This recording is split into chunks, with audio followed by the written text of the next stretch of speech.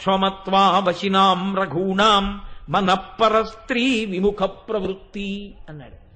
అమ్మా నువ్వెవరు, ఎందుకు వచ్చి నిలబడ్డావు? నీకు తెలియదా నేను రఘువంశంలో పుట్టినవాణ్ణమ్మా. మధ్యలో వచ్చిన రఘుమహారాజు గారి పేరు మీద ఇక్ష్వాకు వంశం పేరు మారింది. రఘుమహారాజు గారి వారసుణ్ణి. అన్య స్త్రీలని తల్లిగా చూడడం తప్ప అన్య స్త్రీల యందు వేరొక రకమైనటువంటి చూపు మా వంశానికి అలవాటు లేదు. అటువంటి వాళ్ళమమ్మా ఇంత రాత్రి వేళ వచ్చి నువ్వు నా మంచం పక్కన ఎందుకు నిలబడ్డావు అని అడిగాడు. అడిగితే ఆవిడంది, చిత్రద్విపాహ పద్మవనావతి వనవతీర్ణాః కరేణు బిద్ధత్త మృళాళభంగాః నఖాంశుషాఘాత విభిన్న కుంభాః సంరబ్ధ సింహ ప్రహృతం వహంతి అంది. ఎంత గొప్ప మాట ఉందో చూడండి. చిత్రద్విపాహ పద్మవనావతీర్ణాః కరేణు బిద్ధత్త మృణాళభంగాః. ఏమయ్యా నువ్వు ఒకానొకప్పుడు అయోధ్యానగరాన్ని రాజధానిగా చేసుకుని పరిపాలించేవాడివి. ఆ పరిపాలన చేసినప్పుడు నువ్వు అక్కడ ఆ అయోధ్య అధిష్టాన దేవత అయినటువంటి నాకు ప్రతిరోజు నమస్కారం చేసేవాడివి. నీవు అయోధ్యానగరంలో ఇవాళ నీ పెద్దవాళ్ళెవ్వరూ లేరని విడిచిపెట్టి వచ్చి ఇక్కడ మంత్రపురస్సరంగా పూజ చేస్తున్నావు. నీకు జ్ఞాపకం ఉందా? అయోధ్యలో ఉన్న అంతఃపురాల యొక్క గోడల మీద శిల్పాలు చెక్కబడి ఉంటాయి.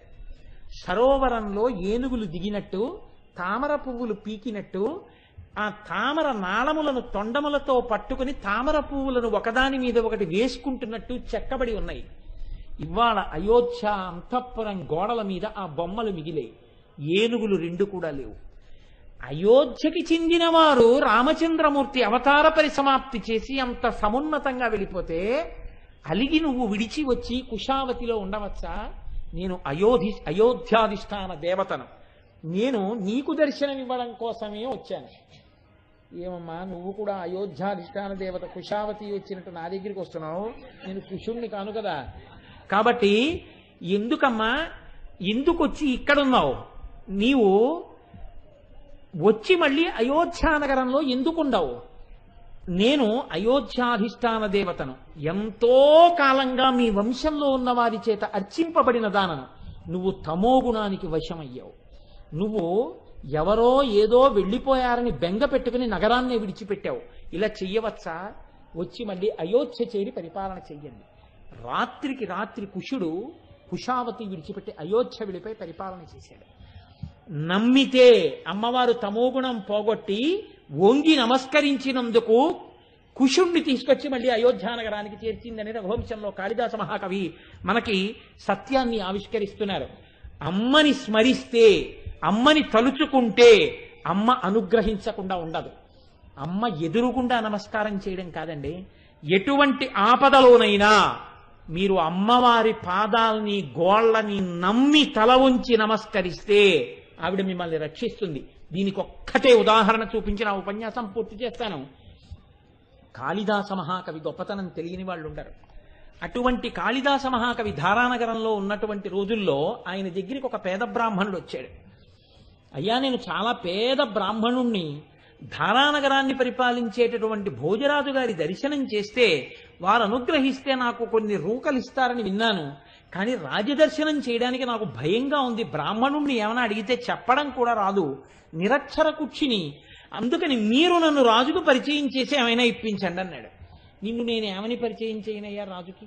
ఒక్క అక్షరం నీకొస్తే చెప్పు, ఏదో ఒక అక్షరం. నేను కవిత్వం చెప్తాను, దాని మీద పద్యం గుర్తుపెట్టుకుని రేపు వచ్చి శ్లోకం చెప్పన్నారు.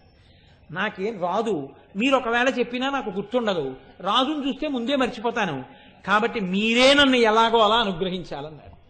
అంటే కాళిదాసు గారు అన్నారు, ఒక పని చెయ్యి, నీ దగ్గర ఏమైనా కొద్దిగా డబ్బులుంటే ఒక్క 2-3 చెరుకు కర్రలు కొను. అవి కూడా కర్ర పెద్ద పెద్ద చెరుకు గడలక్కర్లేదు, 2-3 చెరుకు కర్ర ముక్కలు కొను.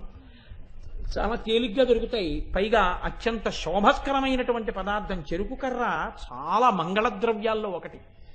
కాబట్టి ఆ చెరుకు కర్రలు పట్టుకుని రేపు నువ్వు రాజుగారి యొక్క సభాభవనం బయట వేచి ఉండు. వేచి ఉంటే నేను రాజుగారి దగ్గరికి వెళ్ళి దర్శనం చేసి మాట్లాడే సమయంలో నీకు కబురు చేస్తాను. నువ్వు లోపలికి వచ్చి ఆ చెరుకు కర్రలు బహుకరించు. నీ పనుపున నేను నీ కష్టం చెప్తాను, రాజు అనుగ్రహిస్తాడన్నారు. ఆయన దగ్గర రాగిమాడ ఉంది. ఆయన వెళ్ళి ఓ 4 చెరుక్కరలు కొనుక్కుని దాన్ని ఉత్తరీయంలో చుట్టుకుని తల కింద ఎట్టుకుని నిద్రపోయాడు. తమోగుణం. రాజుగారు పిలిచే లోపల దిక్కుమాలిన నిద్ర వచ్చేసింది. ఆ సభాభవనం ముందు ఆ చెరుక్కరలు తల కింద ఎట్టుకు పడుకున్నాడు. అది ఎవడో ఇంకోటి చూశాడు. ఒరే 4 చెరుక్కరలు బాగానే ఉన్నాయిరా, చెరుక్కరలు తల కింద ఎట్టుకు పడుకున్నాడు, వీడు తెండో ఏమిటో అనుకున్నాడో ఏమో. 4 కొరకంచులు అట్టుకొచ్చాడు. అంటే సగం కాలిపోయిన కట్టెలు తీసుకొచ్చి ఆ సన్నటి కర్రలు ఆ బట్టలోకి దోపేసి ఈ చెరుక్కర్రలు ఆయన పట్టుకుపోయాడు. ఈయన మంచి నిద్దట్లో ఉన్నాడు. ఈలోగా కాళిదాసు గారు లోపలికి వెళ్ళారు. భోజరాజు గారితో సభలో మాట్లాడుతున్నారు. అయ్యా, మీకోసం ఒక విద్వాంసుడు వేచి ఉన్నాడు అన్నారు. పరీక్ష చెయ్యకుండా అనుగ్రహిస్తాడు ఒక్కొక్కసారి భోజరాజు. అందులో కాళిదాసు చెప్పాడు కదా, అనుగ్రహిస్తాడు అనుకున్నారు. అనుకుని మీ గురించి విద్వాంసుడు వేచి ఉన్నాడు అన్నారు. ప్రవేశపెట్టండి అన్నారు భోజరాజు గారు. ఎంత అదృష్టం అండి! ఇంటర్వ్యూల కోసం ఎదురు చూసి తిరిగి వచ్చేస్తున్న రోజుల్లో భోజరాజు గారి యొక్క ఇంటర్వ్యూ దొరకడం అంటే మాటలా? కాబట్టి గబగబా ఈ బ్రాహ్మణుడికి కబురు చేశారు కాళిదాసు గారు, రమ్మను బ్రాహ్మణుడిని లోపలికి. వాళ్ళు వెళ్ళి లేపారు. నువ్వేనా కాళిదాసు గారి పిలిస్తే వెళ్ళడానికి ఇక్కడ పడుకున్నవాడివి అన్నారు. అవును. వెళ్ళి అన్నారు. ఆయన గబగబా చంకలో మూటెట్టుకుని పరిగెత్తాడు. చెరుక్కరలే ఉన్నాయనుకున్నాడు. మహాప్రభో, రిక్తహస్తాలతో మీ దర్శనం చెయ్యకూడదు కాబట్టి మీకు కానుక తెచ్చానన్నాడు. అంటే కాళిదాసు గారు అనుకున్నారు చెరుక్కర్రలు ఇస్తాడనుకున్నారు. ఇతను గబగబా మూట విప్పి కొరకంచులున్నాయని తెలియక సగం కాలిపోయిన బొగ్గుతో ఉన్న కొరకంచులు సింహాసనం పక్కన ఇట్టి అప్పుడు చూశాడు. నిద్రమత్తప్పుడు కూడా ఎంత తమో గుణంతో ఉన్నాడో చూడండి. ప్రభు సింహాసనం పక్కన కొరకంచు పెట్టడమే పరమ అమంగళకరమైనటువంటి దర్శనం. కొరకంచు. భోజరాజు కళ్ళల్లోంచి అగ్నిహోత్రం కురుస్తోంది. ఈ మాట చెప్పిన కాళిదాసు వంక చూశారు. విద్వాంసుడన్న విదా తేవడం అని. ఈ కాళిదాసు గారికి 2 భయాలు వచ్చాయి. ఒకటి, నేను చెప్పాను, నన్ను ఏమైనా చేస్తాడా చేయడా తర్వాతి మాట, కానీ బ్రాహ్మడి పేకెగిరిపోవడం ఖాయం. ఇప్పుడు నేను చెరుక్కర్రలు తేరా అంటే కొరకంచులు తెచ్చాడో ఏం తెచ్చాడో నన్ను నమ్ముకుని వచ్చాడు.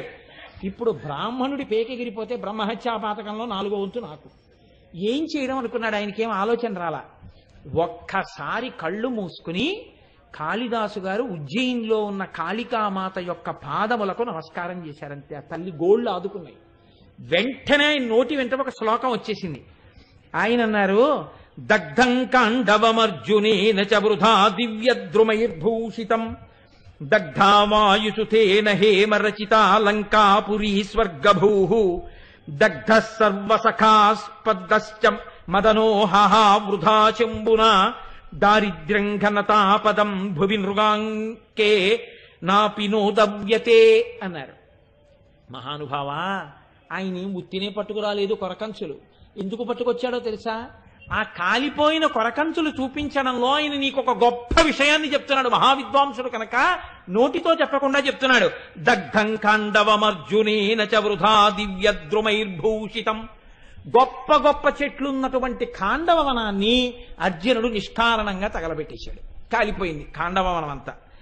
దగ్ధావాయుసుతేన హేమరచితా లంకాపురీ స్వర్గభూః.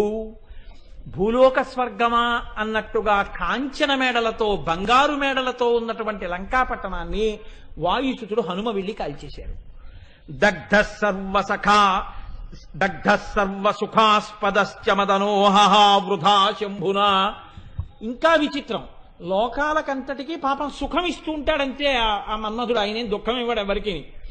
సుఖం కలిగేటట్టుగా బాణాలు వేసేటటువంటి మన్మధుడిని 3వ కన్ను ఉంది కదా అని పరమశివుడు కాల్చేశాడు.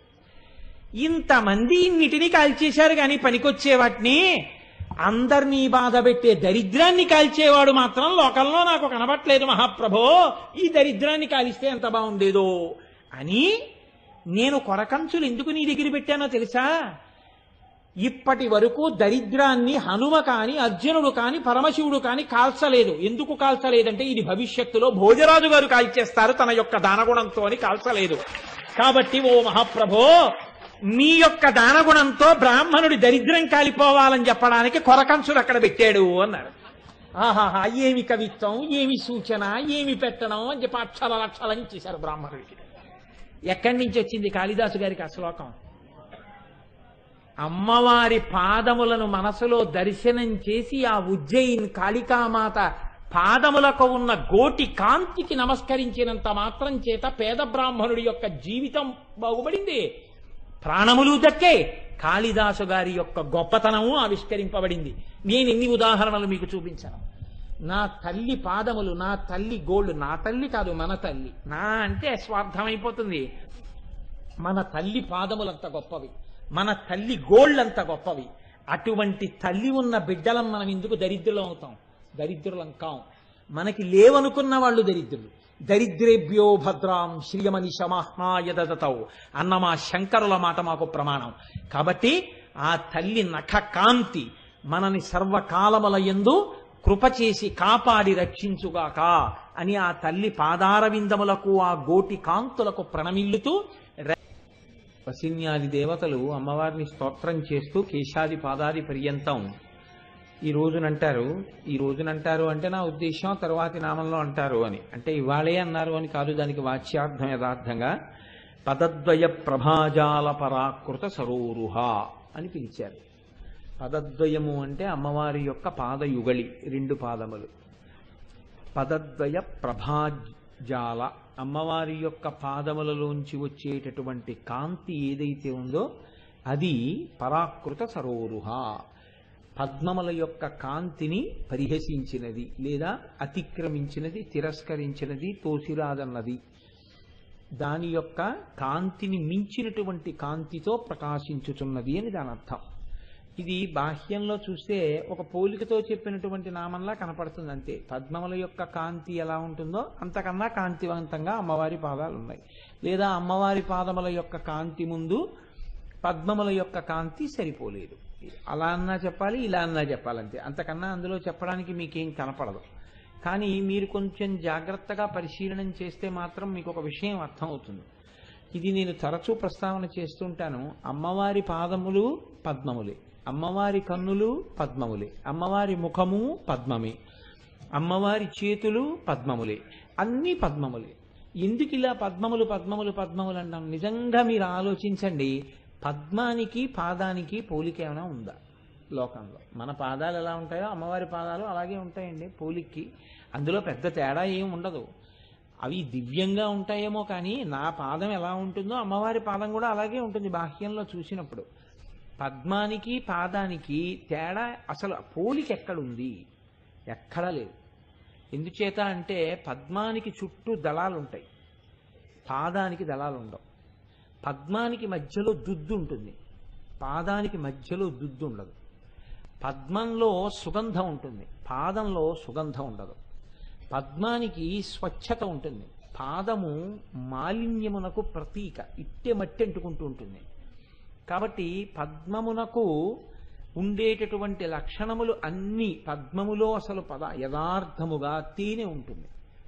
పాదములలో తేనె ఉంటుంది అని చెప్పడం కుదిరేటటువంటి విషయం కాదు. పద్మం బురదలో పుడుతుంది, పాదం బురద తొక్కడానికి ఇష్టపడదు. ఇన్ని తేడాలు ఉన్నప్పుడు అసలు పద్మములతో పాదములను పోల్చడం అనేటటువంటిది ఎందుకు జరుగుతుంటుంది? ఉపమానం వేసినప్పుడు దానికి ఒక సమాన ధర్మం అని ఉంటుంది లోకంలో. అంటే అది ఇది ఒకలా ఉండాలి అని.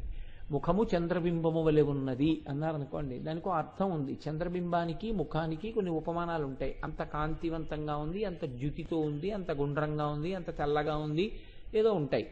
అందుకని ముఖాన్ని చంద్రబింబాన్ని పోలిక వేస్తే అందులో దోషం లేదు.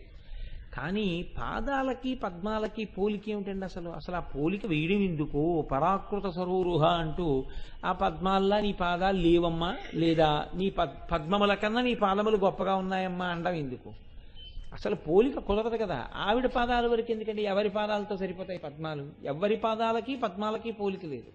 మరి అటువంటప్పుడు ఎందుకు వేస్తూ ఉంటారు అసలు పద్మంతో? మీరు ఈ విషయాన్ని కానీ కొంచెం జాగ్రత్తగా పట్టుకునే ప్రయత్నం చేస్తే అసలు మీ జీవితము యొక్క ప్రయోజనమేదో, జీవితమునకు ఉండవలసిన లక్ష్యమేదో మీకు అవగతమవుతుంది. అందుకే పాదాల మీద వెళ్ళేటటువంటి నామాలన్నీ కూడా పరమ పవిత్రమై జీవిత లక్ష్యమును బోధ చేసేవై ఉంటాయి. అంటే ఈ జీవిత లక్ష్యాన్ని బోధ చేయడానికి పెట్టుకున్న లక్ష్యమా, అసలు మనుష్య శరీరమునకే లక్ష్యం ఉంటుందా అంటే ఒక్కొక్కరికి ఒక్కొక్క లక్ష్యం ఉంటుంది. నేనున్నాను అనుకోండి, నాకు లక్ష్యం ఉండొచ్చు జీవితంలో. వేరొకరు ఉన్నారనుకోండి, ఒక ఐఏఎస్ చదవాలి, ఆయనకు ఒక లక్ష్యం. ఇంకొక ఆయన ఉన్నాడు, నేను చార్టెడ్ అకౌంటెంట్ అవ్వాలి, అదొక లక్ష్యం. కానీ అలా పెట్టుకున్న లక్ష్యమా అమ్మవారిది కూడా, లేకపోతే పెట్టుకున్న లక్ష్యమా మనుష్య జన్మకి, మనుష్య శరీరానికి తనంత తానుగా ఒక లక్ష్యం ఉంటుందా అంటే మనుష్య శరీరములోకి వచ్చిన ప్రతివాడికి ఉండవలసిన లక్ష్యం ఏది అంటే ఈశ్వరుణ్ణి చేరుకోవడమే. ఈశ్వరుణ్ణి చేరుకోవడానికి మొట్టమొదట జరగవలసినది ఏది అంటే మీ మనసు ప్రయత్నపూర్వకంగా భగవంతుడి మీద పెట్టవలసి ఉంటుంది. ప్రయత్నపూర్వకంగా అని ఎందుకంటున్నానో తెలుసా అండి? మీ ప్రయత్నం లేకుండా మీ మనసు ఇతరమైనటువంటి విషయముల అన్నిటి మీదకి వెడుతుంది. ఇతరమైనటువంటి స్త్రీల మీదకి మనస్సు వెళ్ళడానికి దానికి ఒక పెద్ద అభ్యాసం చేయించడమో లేకపోతే కష్టపడి మనస్సుకు అలా అలవాటు చేయడమో ఏం అక్కర్లేదు. ఇతరుల యొక్క సొత్తు మీదకి వెళ్ళడానికి మనస్సుకి పెద్ద అభ్యాసం అక్కర్లేదు, తనంత తాను వెళ్ళిపోతుంది. తనది కానివన్నీ ఆశించడంలో మనసుకి మీరేమి ప్రత్యేకమైనటువంటి సాధన చేయించవలసిన అవసరం ఉండదు. అవి తనంత తానుగా మనసుకు వచ్చేస్తాయి. అసలు దాని బుద్ధి ఏది? దాని బుద్ధి ఏమిట్రా అంటే ఎప్పుడు తనకి ఉన్నది ఏదో అది వదిలిపెట్టి తనకి లేనిదేదో అవన్నీ కోరుతుంది. అందుకే మనసు యొక్క విషయాన్ని నిజంగా ఈ లోకంలో అత్యద్భుతంగా మాట్లాడిన వ్యక్తి ఎవరు అంటే శంకర భగవత్పాదులే.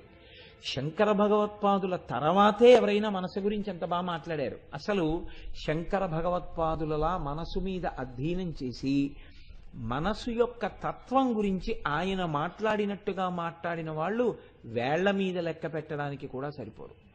ఇంకా యథార్థంగా చెప్పాలంటే ఇవాళ మానసిక వైద్యులు అని మనం అంటుంటామే, అసలు వాళ్ళు తెలుసుకున్న దానికన్నా వాళ్ళు చేసేటటువంటి సూచనల కన్నా సలహాల కన్నా శంకర భగవత్పాదులు ఇచ్చేవి చాలా పై స్థాయిలో ఉంటాయి.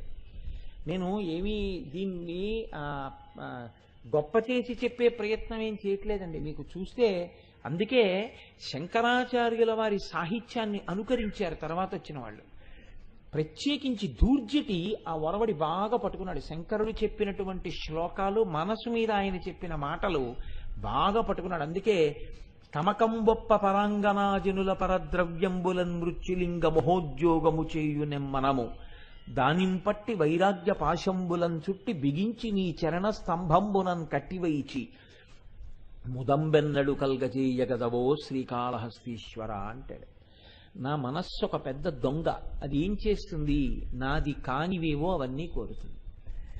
అన్నీ కోరడంలో మీరు ఏ సాధన చెయ్యక్కర్లేదు, చెయ్యకుండానే వెళ్ళిపోతుంది. ప్రత్యేకమైన సాధన దేని కొరకు చెయ్యవలసి ఉంటుంది? దాన్ని పట్టి వెనక్కి తెచ్చి భగవంతుడి పాదముల దగ్గర పెట్టడంలో చేయవలసి ఉంటుంది. మిగిలిన దానికి మీ సాధన ఏం అక్కర్లేదండి. ఇప్పుడు మనస్సు ఎలా చెప్తే అలా వినేటటువంటి దానికి మీరు ఏ ప్రయత్నము జీవితంలో అక్కర్లేదు, ఏమీ అక్కర్లేదు. మనసు చెప్పింది చెప్పినట్టుగా చేసేయడానికి చాలా హాయిగా చేసుకుంటూ వెళ్ళిపోతూ ఉండచ్చు. ఎందుకని అంటే అది ఎప్పుడూ ఏం చెప్తుందో తెలుసా అండి? ఒక్కటే. మీరు బాగా కావాలంటే పరిశీలనం చేసి చూడండి. అది ఎప్పుడైనా ఏమైనా సలహా చెప్పాలంటే దానికి ఒక్క విషయాన్ని అది నిర్ణయాత్మకంగా తీసుకుని చెప్తుంది. ఈ పని చేస్తే దీనికి సుఖంగా ఉంటుందా ఆలోచిస్తుంది. ఇది సుఖంగా ఉంటుంది అనుకుందనుకోండి, ఆ పని చేయమని చెప్తుంది. అంతే. మీకు అందుకే ఎంత గమ్మత్తుగా ఉంటుందంటే ఒకవేళ ఇది పడిపోతుందన్నా సరే దానికి అక్కర్లేదు, ఆ పని చేయమంటుంది. నీకు 350 డయాబెటిక్ రీడింగ్ ఉందయా, నువ్వు తినకు షుగర్ అన్నారనుకోండి డాక్టర్ గారు. తినమని ఎవరు చెప్తున్నారండి? మీరు ఆలోచించండి. ఇంట్లో భార్య చెప్పదు, పిల్లలు చెప్పరు, డాక్టర్ గారు చెప్పలేదు. మరి దేనికి తింటున్నాడు? తింటున్న వాళ్ళందరూ తినకుండా ఉండలేకపోతున్నానండి అంటాడు. తినకుండా ఉండలేకపోవడం అన్న బలహీనత ఎవరి ప్రేరణ వల్ల వస్తుంది? సో మీకు పట్టుకోవలసినటువంటి రహస్యం ఏమిటంటే దాని సలహా ఎక్కడి వరకు ఉంటుందంటే ఇప్పుడు ఈ క్షణంలో మీ నాలుక తృప్తి పడితే, మీ ఇంద్రియాలు తృప్తి పడితే, మీ శరీరం తృప్తి పడితే దానివల్ల మీ శరీరమే పడిపోయినా దానికి అక్కర్లేదు. అసలు దాని లక్షణం అంతే మనసుది. మనసు ఎప్పుడూ మీకు చాలా గొప్ప ఉపదేశాలు చేసే ప్రయత్నం తనంత తానుగా చెయ్యదు. అందుకే ఆర్షధర్మంలో ప్రవచనం చెయ్యడం, పురాణం చెప్పడం, పురాణం వినడం, ధర్మం తెలుసుకోవడం, నడువడి దిద్దుకోవడం ఇవన్నీ ఎందుకు వచ్చాయో తెలుసా అండి? మనసు యొక్క స్థితిని పట్టుకోవడానికి వచ్చాయి. మనసు చెప్తున్న మాటలను అనుకరిస్తూ వెళ్ళిపోతే ఏం అలవాటు అయిపోతుందంటే త్యాగము అన్న మాటకి జీవితంలో అసలు చోటు ఉండదు. బాగా జ్ఞాపకం పెట్టుకోండి. త్యాగము అంటే ఏమిటో తెలుసా అండి? ఒక్కటే, ధర్మములోనికి ప్రవేశించుట. తలుపు తెరిస్తే కదా మీరు ఇంట్లోకి పెడతారు, తలుపు తెరవకుండా ఇంట్లోకి ఎలా పెడతారు? ఆ గేటు తీస్తే మీరు లోపలికి వస్తారు. త్యాగమన్న ద్వారం తెరుచుకుంటే మీరు ధర్మంలోకి పెడతారు. త్యాగం అంటే ఎలా ఉంటుందో తెలుసా అండి? మనస్సు ఏం చెప్తుందంటే, నేను ఉదాహరణకి 6 గంటలకి ఇంటికి వచ్చాను అనుకోండి ఆఫీస్ నుంచి ఆలస్యంగా, 6:30కి ప్రవచనానికి వెళ్ళిపోవాలి. అంటే నేను 6:20కి నా స్నానం అయిపోవాలి, సంధ్యావందనం అయిపోవాలి, పంచకట్టుకోవడం అయిపోవాలి, సిద్ధమైపోవాలి. 6 అయిపోయింది. రోజు చెప్తున్నావుగా లలితా సహస్రం భగవంతుడి గురించి కాదా? ఇవాళకి సంధ్యావందనం ఆపే, ఇవాళకో నమస్కారం చెయ్యి అంటుంది. సంధ్యావందనం ఆపేసెయ్యి అని చెప్పిన మనసు కాఫీ ఇవాళకి 3 గుటకలు తాగేసి వెళ్ళిపోని మాత్రం ఒక్కనాటికి చెప్పాలి. మీరు కొంచెం జాగ్రత్తగా ఆలోచించండి. అది ఏవి చెప్తుందంటే, ఏవి మీకు ఉత్తమ గతులనిస్తాయో, ఏది మిమ్మల్ని ధర్మం వైపుకి నడిపిస్తుందో అక్కడ తలుపేస్తుంది. ఇది వద్దులే అంటది. ఇంకా మీరు అలా బాగుంటుందా అంట మనం వెంటనే నో అనలేం. ఆ స్థాయికి వెళ్ళిపోతే వేరండి. మనసు కుక్క పిల్ల విన్నట్టుగా ఉంటుంది మాట. కానీ మనం అలా అనలేం కాబట్టి అది ఏం చేసుకుంటుందంటే అది నియంత్రించడం అలవాటు చేసుకుంటుంది. ఒక్కొక్క ఇంట్లో ఎలా ఉంటుందంటే యజమానురాలి కన్నా పని మనిషి శక్తివంతంగా ఉంటుంది. ఒక్కొక్క ఆఫీసులో అధికారి కన్నా అక్కడ ఉన్న గుమాస్తా శక్తివంతంగా ఉంటాడు. అంటే ఈయనకి ఆయన లొంగిపోయి ఉంటాడు. వీడిని ఏమైనా అనడానికి, వీడిని ఏమైనా అంటే వాడు నా మూలాలు కదిపేస్తారనో భయం ఉంటుంది. అలా మనసు ఏం చేస్తుందో తెలుసా అండి? ఎప్పుడూ ధర్మం వైపుకి త్యాగం చేయనివ్వదు మిమ్మల్ని. వద్దు అంటూ రేపు 9 గంటలకి లలితా సహస్రం చదవడానికి వెళ్దాం అన్నాం అనుకోండి, అది ముందు ఏం చెప్తుందో తెలుసా అండి? కిందటి వారం చదివావుగా అంటే, కిందటి వారం చదివితే ఏమి మళ్ళీ చదువుకుందాం కదా, చదివావు కదా, లేచి భీష్మయకాదశి అన్నావు, లేచావు. అది నీకు తగ్గట్టు వాడు దొరికాడు. ఇప్పుడు అయ్యప్ప సాంగుల్లో వాడు ఏదో చెప్తూ ఉంటాడు, లేచావు, తెల్లారగట్టు లేపేశావు. ఆదివారం వచ్చింది, పోనీ కాసేపు పడుకుందామంటే ఆదివారమే భీష్మయకాదశి వచ్చింది అన్నావు. పోనీ కిందటి ఆదివారం పడుకొని ఇచ్చావా? వాడు పొద్దున్న 6ంటికి లలితా సహస్రం గేట్లు వేసేస్తారన్నాడు, అప్పుడు లేపేశావు. దీని గురించి ఏమన్నాడు? నిన్న 10ంటికి అన్నాడు, ఇవాళ అన్నాడు 9 అన్నాడు. కాబట్టి ఇవాళ మీరు పూజ చేసుకోవడానికి సరిపోదా టైము అన్నాడు పైగా. అందుకని ఇక్కడ పూజ అవ్వాలి, అక్కడికి వెళ్ళాలి. కాబట్టి చేయకపోతే తప్పు అయిపోతుంది. కాబట్టి ఏమైపోతుంది అంటే ఇవన్నింటినీ అధిగమించే ప్రయత్నం చేస్తుంది. వాడు అలాగే చెప్తాడు, ఓ మాట నేర్చుకున్నావు కదా, ఇప్పుడు మళ్ళీ వెళ్ళి అదే చెప్తాడు. ఎందుకు ఆ పాటి దానికి? హాయిగా ఏదో కాసేపు ఇవాళ ఆదివారం కాస్త ప్రశాంతంగా కూర్చుందాం. ఇంకా మీకు ఏం వేస్తుందంటే, ఇంత టెన్షన్ ఉండకూడదు, ఇంత స్ట్రెస్ ఉండకూడదు, వీక్లీ ఒక్కరోజు హాయిగా ప్రశాంతంగా కూర్చోవాలి. ఎందుకు అలా తిరుగుతూ ఉంటుంది? త్యాగమునకు తలుపులు మూస్తుంది, మూసి ధర్మం వైపుకి నడవనివ్వదు. ప్రయత్నపూర్వకంగా మీరేం చేయాలంటే, మనసు మీకు ఆదేశం ఇచ్చినప్పుడల్లా మీరు వెనక్కి తిరిగి అడుగుతుండాలా, ఏమన్నారు అంటుండాలి. చిత్రం ఏమిటంటేనండి, ఇది అన్నింటిల్లో చేస్తాడు మనిషి. మీరు చూడండి, ఒక ఇంటి యజమాని చేయవలసిన నిర్ణయాన్ని పక్కింటి ఆయన చేశాడు అనుకోండి. మీ అబ్బాయిని ఫలానా కాన్వెంట్లో జాయిన్ చేస్తున్నామండి అన్నాడు అనుకోండి. మా అబ్బాయిని ఎక్కడ జాయిన్ చేయాలో నాకు తెలుసండి, మీరు ఎందుకంత శ్రమ తీసుకుంటున్నారంటాడు. ఒకవేళ అది మంచిదైనా నన్ను అడగాలి, కానీ అదే మీరు జాయిన్ చేసేయడం ఏంటంటాడు. కానీ మీ బుద్ధి, మీరు తరించవలసిన శరీరం, కానీ అది దానిష్టం వచ్చినట్టే నడిపిస్తుంది, మిమ్మల్ని స్వతంత్రంగా నడవనివ్వదు. కాబట్టి మీరేం చేయాలంటే, don't step in to my shoes అని చెప్పాలి. నా బూట్లు నువ్వు తొడుక్కోకు, నా నిర్ణయాలు చేయడానికి బుద్ధి ఉంది, నువ్వు ప్రతిపాదన చేయి చాలు. కాబట్టి నేను అడుగుతాను వెనక్కి తిరిగి, ఏం చెప్పావు అని అడుగుతాను అని మీరు అలవాటు చేశారనుకోండి. మీరంటే నేనేం పెద్ద ప్రాజ్ఞుణ్ణి అయిపోలేదు, నేనైనా మనసు ఒకటి చెప్పింది అనుకోండి, వెనక్కి తిరిగి ఏం చెప్పారు మేస్టారు అని అడగాలి. అంటే వద్దులేండి ఇవాళ సంధ్యావందనం మానేవోయ్ అందనుకోండి. ఎందుకు వచ్చిన ఉపన్యాసాలు నువ్వు చెప్పేది? ఉపన్యాసానికి అరగంట వెళ్ళి ఆలస్యంగా వెళ్ళి పర్వాలేదు, సంధ్యావందనం మాత్రం మానకూడదు. సంధ్యావందనం గురించి పెద్దలు ఏం చెప్పారో, వేదం ఏం చెప్పిందో, పరమాచార్య ఏం చెప్పారో నువ్వు ఎన్ని గ్రంథాల్లో చదివావు, ఎంతమందికి నువ్వు చెప్పావు, నువ్వు చెప్పబట్టి ఎంతమంది సంధ్యావందనాలు చేస్తున్నారు. ఇవాళ ఎవ్వరూ చూడలేదు కదా నువ్వు మానేస్తావా సంధ్యావందనం? ఒక పావు గంట ఉపన్యాసానికి ఆలస్యంగా వెళ్ళి నా సంధ్యావందనం ఆలస్యం అయిందని సభకి చెప్పు. ఎవ్వరూ నీ పీక తీరు. సంధ్యావందనం మంతి మాత్రం ఒప్పుకోను. ఇప్పుడే కాదు, ఇంకెప్పుడు చెప్పకి సలహా. సంధ్యావందనం ఎంత తొందరగా చెయ్యొచ్చో చెప్పు, అంతేకాని సంధ్యావందనం మానమని చెప్పకు అని మీరు అన్నారనుకోండి, అది ఏం చేస్తుందంటే తప్పైపోయిందండి, ఇంక నేను ఎప్పుడు ఇలా చెప్పను లేంటంటుంది. మీకు ఆ సలహా చెప్పే ప్రయత్నం చేయదు. మీరు మనసుని దిద్దకపోతే మనసు ఎప్పుడూ ధర్మము వైపుకి వెళ్ళదు. అందుకని భగవంతుని యొక్క రూపాన్ని చెప్పేటప్పుడు అన్ని పద్మములని చెప్తారు. ఎందుకు చెప్తారో తెలుసా అండి? ఈ కంటితో మీకు నచ్చి మీ మనస్సు వెళ్ళి వాలేవన్నీ మీ అభ్యున్నతికి పనికొస్తాయని చెప్పడం కుదరదు. ఈ కళ్ళతో టీవీ చూస్తున్నప్పుడు మనసు అక్కడ మగ్నమైందనుకోండి, అది మిమ్మల్ని ఉద్ధరించేదేమీ. లేకపోతే నేను అక్కర్లేని విషయాలన్నింటి మీద నా దృష్టి పెట్టుకున్నాను అనుకోండి, అవి నన్ను ఉద్ధరించేదేమి ఉండదు, దానివల్ల పతనమే వస్తుంది. కానీ భగవంతుడి మీద పెట్టుకున్నాను అనుకోండి, మనస్సు ఏదో ఒక్క దాని మీదకి వెళ్ళి పట్టుకోవడం అలవాటు అయిపోయింది అనుకోండి. అమ్మవారి కన్నులు చూడడంలో నాకు ఆనందం, అమ్మవారి లలాటం చూడడంలో నాకు ఆనందం, అమ్మవారి గడ్డం చూడడంలో నాకు ఆనందం, అమ్మవారి పాదములు చూడడంలో నాకు ఆనందం. అందుకే ఇవన్నీ పద్మములే. మనస్సనబడేటటువంటి తుమ్మెద అమ్మవారనబడేటటువంటి జగజ్జనని యొక్క స్థూల రూపమునందు ఏ అవయవం మీద వాలి పరమభక్తితో కూడి అక్కడ మకరందాన్ని తాగినా భక్తితో అమ్మవారి యొక్క అనుగ్రహాన్ని జుర్రుకుని వాలినటువంటి చూపులు మనస్సు అభ్యున్నతిని పొందుతాయి.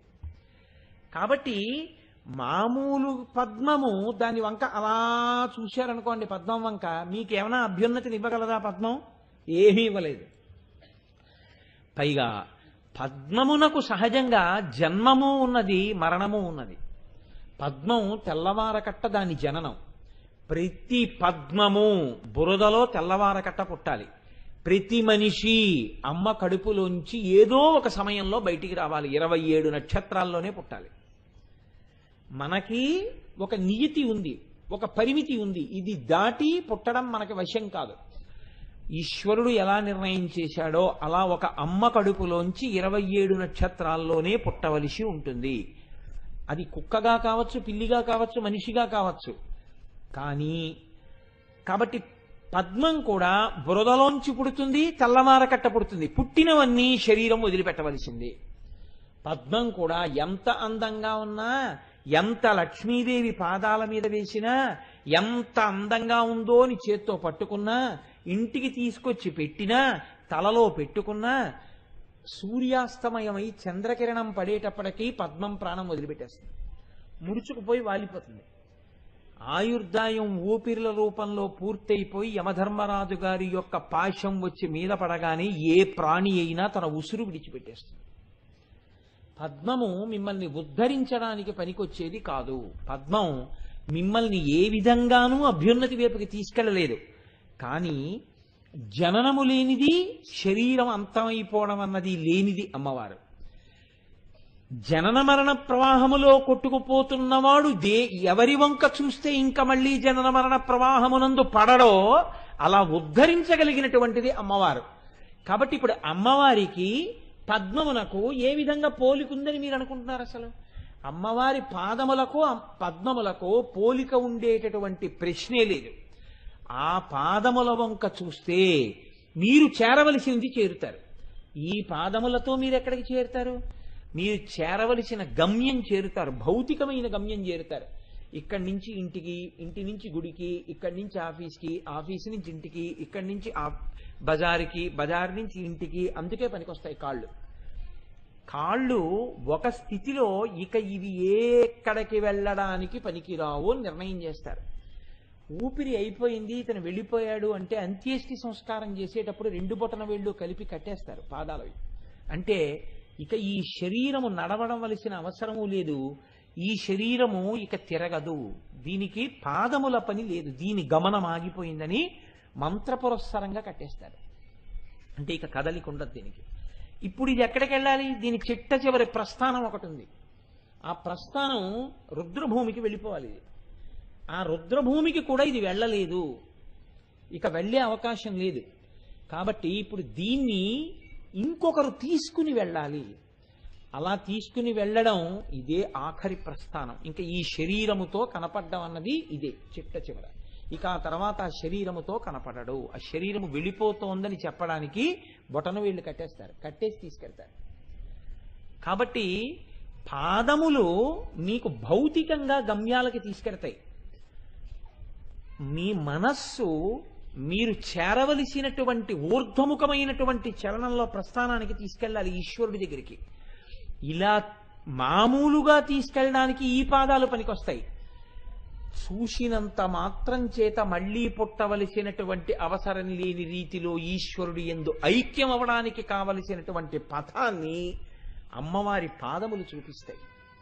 మనస్సుకి అటువంటి దిశానిర్దేశకత్వం చేస్తాయి. కాబట్టి ఆ పాదములకు పద్మములకు పోలిక మీరు ఎలా చెప్తారు? కాంతి ఒక్కటే మాట్లాడుతున్నారు, పద్మములకు సంబంధించింది మిగిలింది మాట్లాడలేదు. ఏదది అంటే ఆ చెప్పడంలో పదద్వయ ప్రభాజాల పరాకృత సరోరుహ, పద్మములకు ఉండేటటువంటి కాంతి, ఆ పాదములకు ఉండేటటువంటి కాంతి పద్మములను తిరస్కరిస్తోంది. అమ్మవారి యందున్నటువంటి అనుగ్రహమే మనని చేరవలసిన ప్రస్థానానికి చేర్చగలిగినటువంటి అమ్మవారి యొక్క సమర్థతయే అమ్మవారి పాదములుగా ప్రకాశిస్తోంది. కాబట్టి ఇప్పుడు అవి పాదములా కేవలముగా కాదు, ఆ తల్లి యొక్క సంపూర్ణమైన అనుగ్రహ కటాక్షమే పాదములుగా ఉంది. కాబట్టి ఇప్పుడు అటువంటి పాదములకు పద్మములకు నువ్వు ఎలా పోలిక వేసి మాట్లాడతావు? కుదరదు. ఆ కాంతి ముందు పద్మముల కాంతి తరిగిపోవలసింది, ఆ కాంతి సరిపోదు. అందుకే శంకర భగవత్పాదులు సౌందర్యలహరిలో ఒక శ్లోకంలో అంటారు, హిమానీహంతవ్యం హిమగిరి నివాసైక చతురౌ నిశాయాం నిద్రాణాం నిశచరమభాగే చ విచదౌ పరం లక్ష్మీపాత్రం శ్రియమతి సృజంతౌ సమయినాం సరోజం తత్పాదౌ జనని జయ కశ్చిత్రమిహ కిం అంటారు. అమ్మా జనని తల్లి అని పిలుస్తారు ఈ శ్లోకంలో. అమ్మగా భౌతికంగా మనకి జన్మనిచ్చినటువంటి అమ్మగా కాకుండా ఈ లోకములనన్నిటినీ కన్నటువంటి తల్లిగా ఆ లలితా పరాభట్టారిక మనకి ఇస్తున్నటువంటి అనుగ్రహం ఏమి అంటే హిమానీహంతవ్యం హిమగిరి నివాసైక చతురో. తల్లి నీవు మంచుకొండకి కుమార్తెగా పుట్టావు. అది మంచుకొండ, దాని అస్తిత్వం ఏమి? గట్టిగా ఎండ కాస్తే కరిగిపోతుంది. అటువంటి మంచుకొండకి నువ్వు కూతురుగా పుట్టడం అంటే నువ్వు కూడా ఒక జన్మానబడేటటువంటి దానికి కట్టుబడ్డావా? నీ అంత నువ్వు అనుగ్రహించి మంచుకొండకి కూతురయ్యావా? నువ్వు ఒక జన్మకి కట్టుబడి కాదు, నువ్వు అనుగ్రహించి కూతురుగా వచ్చావు. పుట్టుకయందు నేను పుట్టి వీరిని ఉద్ధరించానని చెప్పుకోవడం నాకు కుదరదు. నన్ను కన్న తల్లిదండ్రులు ఉన్నారు, నేను వారిని కడుపున ఎందుకు పుట్టానో తెలుసా అండి? ఆ తల్లిదండ్రులను ఉద్ధరించడానికి నేను పుట్టాను అని నేను అంటానా అంటే అలా అనడానికి నేను సరిపోను, అలా కుదరదు. కానీ అమ్మవారు పుడితే ఆ పుట్టుక చేత వెంటనే ఆ వంశం తరించిపోయింది. అసౌనాసా వంశస్థు హిమగిరి వంశధ్వజపటి అని కదా శంకరాచార్యులు వారు అన్నారు. కాబట్టి తల్లి నువ్వు మంచుకొండకి కుమార్తెగా పుట్టావు. పుట్టి ఎక్కడ తిరిగావు? మంచుకొండ మీదే తిరిగావు, హిమాలయ పర్వతాల మీదే తిరిగావు. మంచులో పుట్టావు, మంచులో తిరిగావు. మంచులో ఉన్నటువంటి కైలాస పర్వతానికి అధినాథుడైనటువంటి వాడు పరమశివుడికి 2 పేర్లు, గిరిశ గిరీశ అని. ఒక పేరు చేత మంచుకొండ యందు పడుకునేవాడు అని గుర్తు కైలాస పర్వతం మీద, ఇంకొక పేరు చేత దానికి అధినాథుడైన వాడు అని గుర్తు. కాబట్టి ఆవిడ మెట్టినిల్లు కూడా మంచు సంబంధమే. మంచు సంబంధం ఉన్న చోట పుట్టింది, మంచు సంబంధం ఉన్న చోట మెట్టింది, మంచు కొండల మీద తిరిగింది. లోకంలో ఉండేటటువంటి లక్షణం ఏమిటంటే ఒక పద్మం కానీ పుట్టిందనుకోండి, అసలు మంచు ఎక్కడ ఉంటుందో అక్కడ ఆ మొగ్గ విడదు. ఎందుకు విడదో తెలుసా అండి? మొగ్గ బాగా విడాలి అంటే, పద్మం విచ్చుకోవాలంటే సూర్యకిరణాలు పడితేనే విచ్చుకుంటుంది. సూర్యకిరణాలు ఎప్పుడు పడవు? మంచు ధారాళంగా పడుతోందనుకోండి, సూర్యుడు లేడని గుర్తు, అక్కడ సూర్యప్రకాశం లేదు. సూర్యప్రకాశం లేని చోటే మంచు పడుతుంది. సూర్యప్రకాశం లేని చోట మంచు పడుతోంది కాబట్టి అసలు అక్కడ ఆ పద్మం విచ్చుకోలేదు. అథవా విచ్చుకుందనుకోండి, ఇలా కొద్దిగా విచ్చుకునేటప్పటికి ఆ రేకుల మీద కానీ మంచు వచ్చి పడింది అనుకోండి, ఆ మంచు యొక్క బరువుకి ఆ చాలా తేలికగా సౌకుమార్యంగా ఉండేటటువంటి ఆ రేకులు విరిగిపోయి ఊడిపడిపోతాయి. రెండు మంచు బరువుకి ఇంకా విచ్చుకుంటున్నటువంటి ఆ పువ్వు యొక్క దుద్దు మీదకి వెళ్ళి మంచు ముద్ద పేరుకుందనుకోండి, వెంటనే నల్లగా కవిలిపోయి ఆ నాళంతో సహా పద్మం ఒరిగిపోతుంది, కిందకి ఒరిగిపోయి బురదలో పడిపోతుంది. కాబట్టి మంచు మీద పడితే పద్మం తట్టుకోదు, మంచు ఉంటే పద్మం విచ్చుకోదు, మంచులో పద్మం అసలు బతికి ఉండదు. అసలు మంచు పద్మము ఈ రెండు ఒకదానితో ఒకటి పడేటటువంటి విషయాలు కావు. కాబట్టి హిమానీహంతవ్యం హిమగిరి నివాసైక చతురౌ నిశాయాం నిద్రాణం నిశిచరమ భాగే చ నిషదౌ. రాత్రి అయితే అసలు తెరుచుకుని ఉండదు. పోని మంచు లేదండి, సూర్యప్రకాశం చాలా బాగుంది, సూర్యకిరణాలు పడుతున్నాయి, పద్మం విచ్చుకుంది, తెల్లవారగానే సూర్యకిరణాలు పడితే ఆ విచ్చుకుంది కదా అని చెప్పి ఇంకా పద్మం అలా ఉండిపోతుందని మీరు అనుకుంటున్నారా? నిశాయాం నిద్రాణం, చీకటి పడిపోయింది అనుకోండి, సూర్యాస్తమయం అయిపోయింది అనుకోండి, నిద్రాణం. శంకరాచార్యుల వారు గౌరవంగా మాట్లాడారు. శ్రీనాథుడు భీమఖండాన్ని చేస్తూ పెద్ద నిద్రకు మాగన్ను పెట్టువేళ అన్నాడు. వాళ్ళు చచ్చిపోయే ముందు అన్న మాట అనకుండా పెద్ద నిద్రకు మాగన్ను పెట్టువేళ అన్నాడు. పెద్ద నిద్రకి మాగన్ను పెట్టే ముందు పంచజనులకు తారక బ్రహ్మ విద్య అభవుడు ఉపదేశించునప్పుడు కాశీ అన్నాడు. కాశికా క్షేత్రంలో కుడి చెవిలో పరమశివుడు వచ్చి తారకాన్ని ఉపదేశం చేయడం గురించి వర్ణన చేస్తూ, అలా నిశాయాం నిద్రాణం. పద్మం ఏం చేస్తుంది? చీకటి పడింది అనుకోండి, చంద్రకిరణాలు పడ్డాయి అనుకోండి, ముడుచుకుపోతుంది. ఇక దాని జీవితం అయిపోయింది అక్కడితో. ముడుచుకోగానే పద్మం ఏమైపోతుందంటే ఒరిగిపోతుంది. ఒరిగిపోయి అది వెంటనే నాళానికి బరువు అయిపోతుంది, ఇలా ఒరిగిపోతుంది. ఒరిగిపోయి అలాగే ముడుచుకుపోయి కిందకి వడిలిపోతుంది. కాబట్టి నిశాయాం నిద్రాణం నిశిచరమ భాగేచ విశదౌ. మంచు లేకపోయినా తెల్లవారకట్ట విచ్చుకుంటుంది, చీకటి పడితే ముకిలించుకుపోతుంది. కాబట్టి పద్మానికి ఈ పరిమితులు ఉన్నాయి. నీవో హిమానీ హంతవ్యం హిమగిరి నివాసైక చతురౌ. మంచు కొండకి పుట్టావు, మంచు కొండ మీద పెరిగావు, మంచులో తిరుగుతావు, కైలాసనాథుణ్ణి కట్టుకున్నావు, అక్కడే తిరుగుతుంటావు. పగటి వేళ ముడుచుకోవడం ఉండదు, పగటి వేళ విచ్చుకోవడం ఉండదు, రాత్రి వేళ ముడుచుకోవడం ఉండదు. నువ్వు ఎటువంటి దానివి? నిన్న చెప్పారు శంకరాచార్యులు వారు, దరిద్రేభ్యో భద్రాం శ్రియమనిషమాహ్నాయ దదతౌ. ఎవడికి ఏ కష్టం ఏ సమయంలో వస్తుందో ఎవడికి తెలుసు. ఎవడికి ఏ కష్టం వచ్చినా అప్పటికప్పుడు ముడుపు కట్టేస్తాడు, అప్పటికప్పుడు అమ్మవారికి నమస్కారం చేస్తాడు. అమ్మా అనుగ్రహించమ్మా, నా పసుపు కుంకాలు నిలబెట్టమ్మా, నా బిడ్డల్ని కాపాడమ్మా, అమ్మా నన్ను రక్షించమ్మా అంటాడు. ఎవడు ఎక్కడ ఎప్పుడు ఎలా ప్రార్థన చేస్తాడో ఎవడికి ఎరుక. కాబట్టి పద్మం రాత్రి ముడుచుకుపోయినట్టే రాత్రి అయ్యేటప్పటికీ నేను పడుకుంటానయ్యా, మీ మొరలు వినలేను అని చెప్పి అమ్మవారు ఎప్పుడైనా అందా? ఆ తల్లి అసలు కనురెప్ప పడడం అన్నదే లేదు. ఎందుకని? ఆ తల్లి కనురెప్పే పడిందా లోకాలు లయమైపోతాయి. కాబట్టి ఆవిడ ఎప్పుడు ఎవరైనా అమ్మా నీ పాదాలు పట్టుకున్నానమ్మా అంటాడేమో నిజాయితీగానని రాత్రింబవళ్ళు తల్లి అలా చూస్తూనే ఉంటుంది. ఎవరైనా కానీ అమ్మా అని గట్టిగా ఆర్తితో నమ్మకంతో పిలిచారో అంతే, ఉత్తర క్షణం ఆ తల్లి అనుగ్రహించి పలికేస్తుంది అంతే. అమ్మవారు పలకడం అంటే ఎంత విచిత్రంగా ఉంటుందో తెలుసా అండి? నాకు తెలుసుండి ఆ పేర్లు ఎందుకు చెప్పాలి, మా బంధువులే ఇక్కడే ఉండేవారు శ్రీనగర్లో. ఆవిడ భర్తకి అకస్మాత్తుగా, ఆయనకు అప్పటికే హార్ట్ బైపాస్ ఆపరేషన్ అయింది, వెక్కిళ్ళు వచ్చాయి, వస్తే ఆగేవుకోవు. అవి ఇంచుమించుగా అప్పటికి 2 రోజులు 3 రోజులు అయిపోయింది. ఆ ఎక్కిళ్ళు వస్తూనే ఉన్నాయి. ఆయనకి ఈ రిబ్ కేజ్ అంతా, వక్షస్థలం అంతా విపరీతమైన పోటు వచ్చేస్తోంది, ఆగట్లేదు. ఆగకపోతుంటే ఆవిడ వెంకటరమణుడికి అమ్మవారికి నమస్కారం చేసుకుంది. చేసుకున్నటువంటి 2 నిమిషాలు అవ్వలేదు, ఈయనకి ఏమైపోతారో ఇంకా ఏం వేసినా తగ్గట్లేదని బెంగపెట్టుకుని, ఎవరో కాదు నాకు బంధుత్వ రీత్యా అక్క బావగారే అవుతారు, ఇలా నమస్కారం చేసుకుంది. ఎప్పుడో ఆయనతో కలిసి ఎక్కడో పనిచేసిన ఆయన ఒక ఆయన వచ్చాడు. వచ్చి తలుపు కొట్టి ఏమాయి బాగున్నావా అని మాట్లాడుతున్నాడు. ఆయనకి మాట్లాడే ఓపిక లేదు, ఇప్పుడు వచ్చాడు ఏమిట్రా అనుకున్నారు. ఏడుస్తూ మా అక్క ఆయన పరిస్థితి బాగోలేదండి ఇప్పుడు మాట్లాడాలి. ఏమ్మా ఏమైంది అన్నారు. ఇలాగండి. ఎందుకమ్మా దానికి బెంగ ఎందుకమ్మా, 3 రోజుల నుంచి ఎందుకు చూస్తున్నారు? నేను ఒకటి చెప్తాను చేయండి అని ఆయన ఏదో చెప్పాడు. కొద్దిగా నీళ్లు మరిగించి అందులో ఇదేదో వెయ్యండి, ఇలా కలిపేసేయండి అని.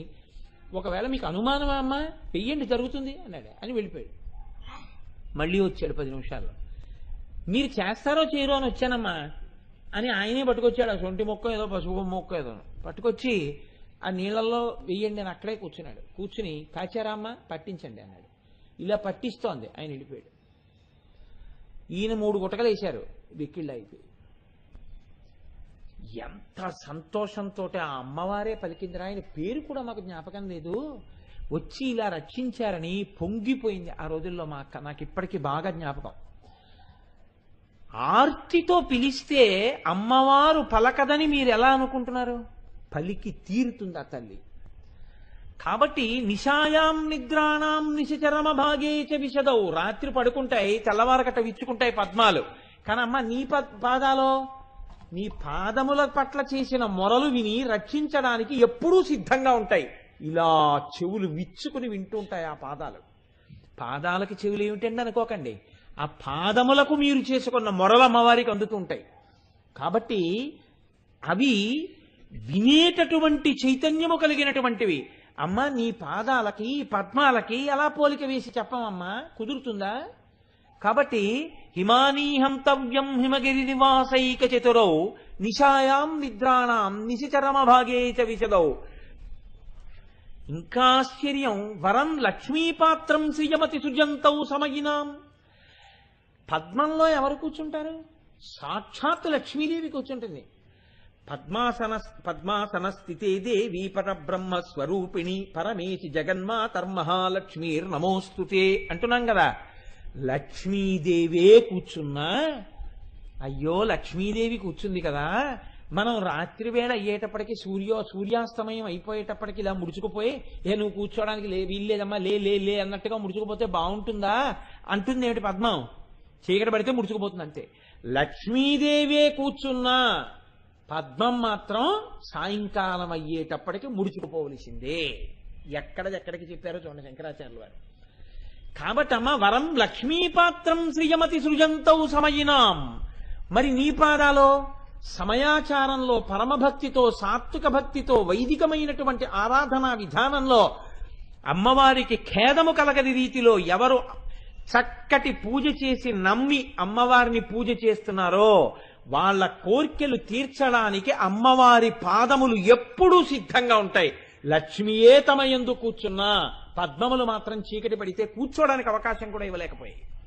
కానీ నా తల్లి పాదములో రాత్రింబవళ్ళు వినగలవు, రాత్రింబవళ్ళు కోర్కెలు తీర్చగలవు. లక్ష్మియే తమ యందు కూర్చున్నా రాత్రి అయ్యేటప్పటికి వాటికి తీరలేదు కోరిక. కానీ మా అమ్మ పాదములో రాత్రింబవళ్ళు కోర్కెలు తీర్చగలవు. కాబట్టి అమ్మ హిమానీహంతవ్యం హిమగిరి నివాసైక చతురౌ నిశాయాం నిద్రాణం నిశచరమ భాగే చ విశదౌ వరం లక్ష్మీపాత్రం శ్రియమతి సృజంతౌ సమయినాం. అటువంటి పాదములు కలిగినటువంటి తల్లి సరోజం తత్పాదౌ జనని జయ కశ్చిత్రమిహకిం. ఈ సరోజములున్నాయే పద్మములు, ఈ పద్మములకు నీ పాదములకు ఎలా పోలికి చెప్తామమ్మా? నీ పాదముల కాంతి ముందు పద్మములు సరిపోతాయా? సరిపోలేదు తల్లి అన్నారు శంకరాచార్యులు వారు. ఎక్కడ వసిన్యాది దేవతలు అమ్మవారి పాదముల వంక చూసి ఒక్కసారి ఆ మాట అన్నారో, పదద్వయ ప్రభాజాల పరాకృత సరూరుహ అన్నారో, అది స్పష్టంగా అర్థమై మనం ఎందుకు అమ్మవారి పాదములు పట్టుకోవాలో మనకి తెలియచేయవలసినటువంటి బాధ్యత తనదిగా గుర్తించి శంకర భగవత్పాదులు మనకి అంత అద్భుతమైనటువంటి శ్లోకాన్ని సౌందర్యలహరిలో ఇచ్చారు. మూకశంకరులు అసలు పెద్ద విన్యాసమే చేసేశారు. అమ్మవారి యొక్క ఆ పాదములకు పద్మములకు ఉండేటటువంటి వైలక్ష్యము అనగా పద్మముల కన్నా అమ్మవారి పాదములు ఎందువల్ల గొప్పవి అన్నవి చెప్పవలసి వస్తే అసలు నిజంగా మూకశంకరులు చేసిన శ్లోకాలుంటాయి. నేను మీకు ఏదో అంతా పెట్టకుండా అన్నం గిన్నెలోంచి ఏదో నేతిలో ముంచి కొద్దిగా తీసి హవిస్సు ఇచ్చినట్టుగా మళ్ళీ అగ్నిహోత్రంలోనే వేసినట్టుగా మీకు ఏదో నేను ఒక్క శ్లోకం చెప్పినందుకు నేను చాలా నొచ్చుకుంటున్నాను తప్ప అసలు నిజంగా మూకశంకరుల యొక్క ప్రజ్ఞ చూస్తే, ఆయన చెప్పిన రీతి చూస్తే ఆశ్చర్యపోతాం మనం. ఆయన అమ్మవారి పాదముల వంక చూస్తూ చెప్పారు ఆ శ్లోకాన్ని. ఆయన అంటారు, దధానై సంసర్గం ప్రకృతి మలినై షట్పద కులై ద్విజాధీశ్లాఘా విదిషు విదద్భిర్ముకులతాం రజోమిశ్రై పద్మై నియతమపి కామాక్షి పదయో విరోధస్తే యుక్తో విషమశరి వైరి ప్రియతమే అంటారు. ఎంత గొప్ప శ్లోకమో చూడండి. మీరు ఈ శ్లోకాన్ని పట్టుకోగలిగితే అమ్మవారి పాదముల యందు భక్తి కలగకపోవడం అన్నది ఉండదు. శంకరులు శంకరులే, మూకశంకరులు మూకశంకరులే. ఆయన అంటారు, దధానై సంసర్గం ప్రకృతి మలినై షట్పదకులై. అమ్మవారి పాదములను ఒక పక్క పెట్టారు, పద్మములను ఒక పక్క పెట్టారు. అమ్మవారి పాదముల తరపున ఒక న్యాయవాదిని పెట్టారు, పద్మముల తరపున ఒక న్యాయవాదిని పెట్టారు. పెట్టి ఇప్పుడు మూకశంకరులు అంటున్నారు, అమ్మా నీ పాదములు పద్మములను ఎందుకు త్రోసిరాజనాలి, ఎందుకు పద్మములు పనికిరానివి అని నువ్వెందుకు తొలగతొయ్యాలి? పద్మములు సౌభాగ్యస్థానములు, లక్ష్మీస్థానములు, పరమ పవిత్రములు. ఆ పద్మాల మీద పని కట్టుకుని అస్తమానం పద్మాలు నీ పాదాల దగ్గర పనికిరావు, నీ పాదాల దగ్గర పనికిరావు అనడానికి కేవలము నీవు అందరినీ ఒడ్డెక్కించగలవు కాబట్టి ఆ మాట చెప్తున్నారా? అంతకన్నా పద్మాలు చేసినటువంటి దోషాలు కూడా ఏమైనా ఉన్నాయా లోకంలో? అది ఏమైనా రహస్యం ఉందా అసలు? ఎందుకు నువ్వు పద్మాల్ని అస్తమానం కవులందరూ తిరస్కరించేటట్టుగా వారికి ప్రచోదనం చేస్తున్నావు? ఈ మాట మీరు కనిపెట్టాలి. కవులు చేయట్లేదుట, అలా కవులు చెప్పేటట్టుగా చేస్తున్నది అమ్మవారేట. ఎందుకని? కవులు చెప్పారంటే శక్తి, వారు మాట్లాడారంటే శక్తి ప్రచోదనం అయింది. అది అమ్మవారే చెప్పిస్తోంది. నువ్వు ఎందుకమ్మా పద్మాలు నీ పాదాలకి సరిపోవు, పద్మాలు పాదాలకి సరిపోవు, పద్మాలు పాదాలకి సరిపోవు అని ఎందుకు అలా చెప్పిస్తున్నావు? నీ గొప్పతనం కోసం చెప్పించడం కోసమైతే నువ్వు అలా స్తోత్రం చేయించుకోవు. పద్మాల యందు ఏవో దోషాలు ఉండి ఉండాలి. అప్పుడు ఏదైనా దోషం ఉండి నువ్వు నీ పాదాల దగ్గరికి వాటిని రానివ్వట్లేదు. అందుకే నీ పాదాలకి ఆ పద్మాలకి పోలిక ఉండకూడదంటున్నావు.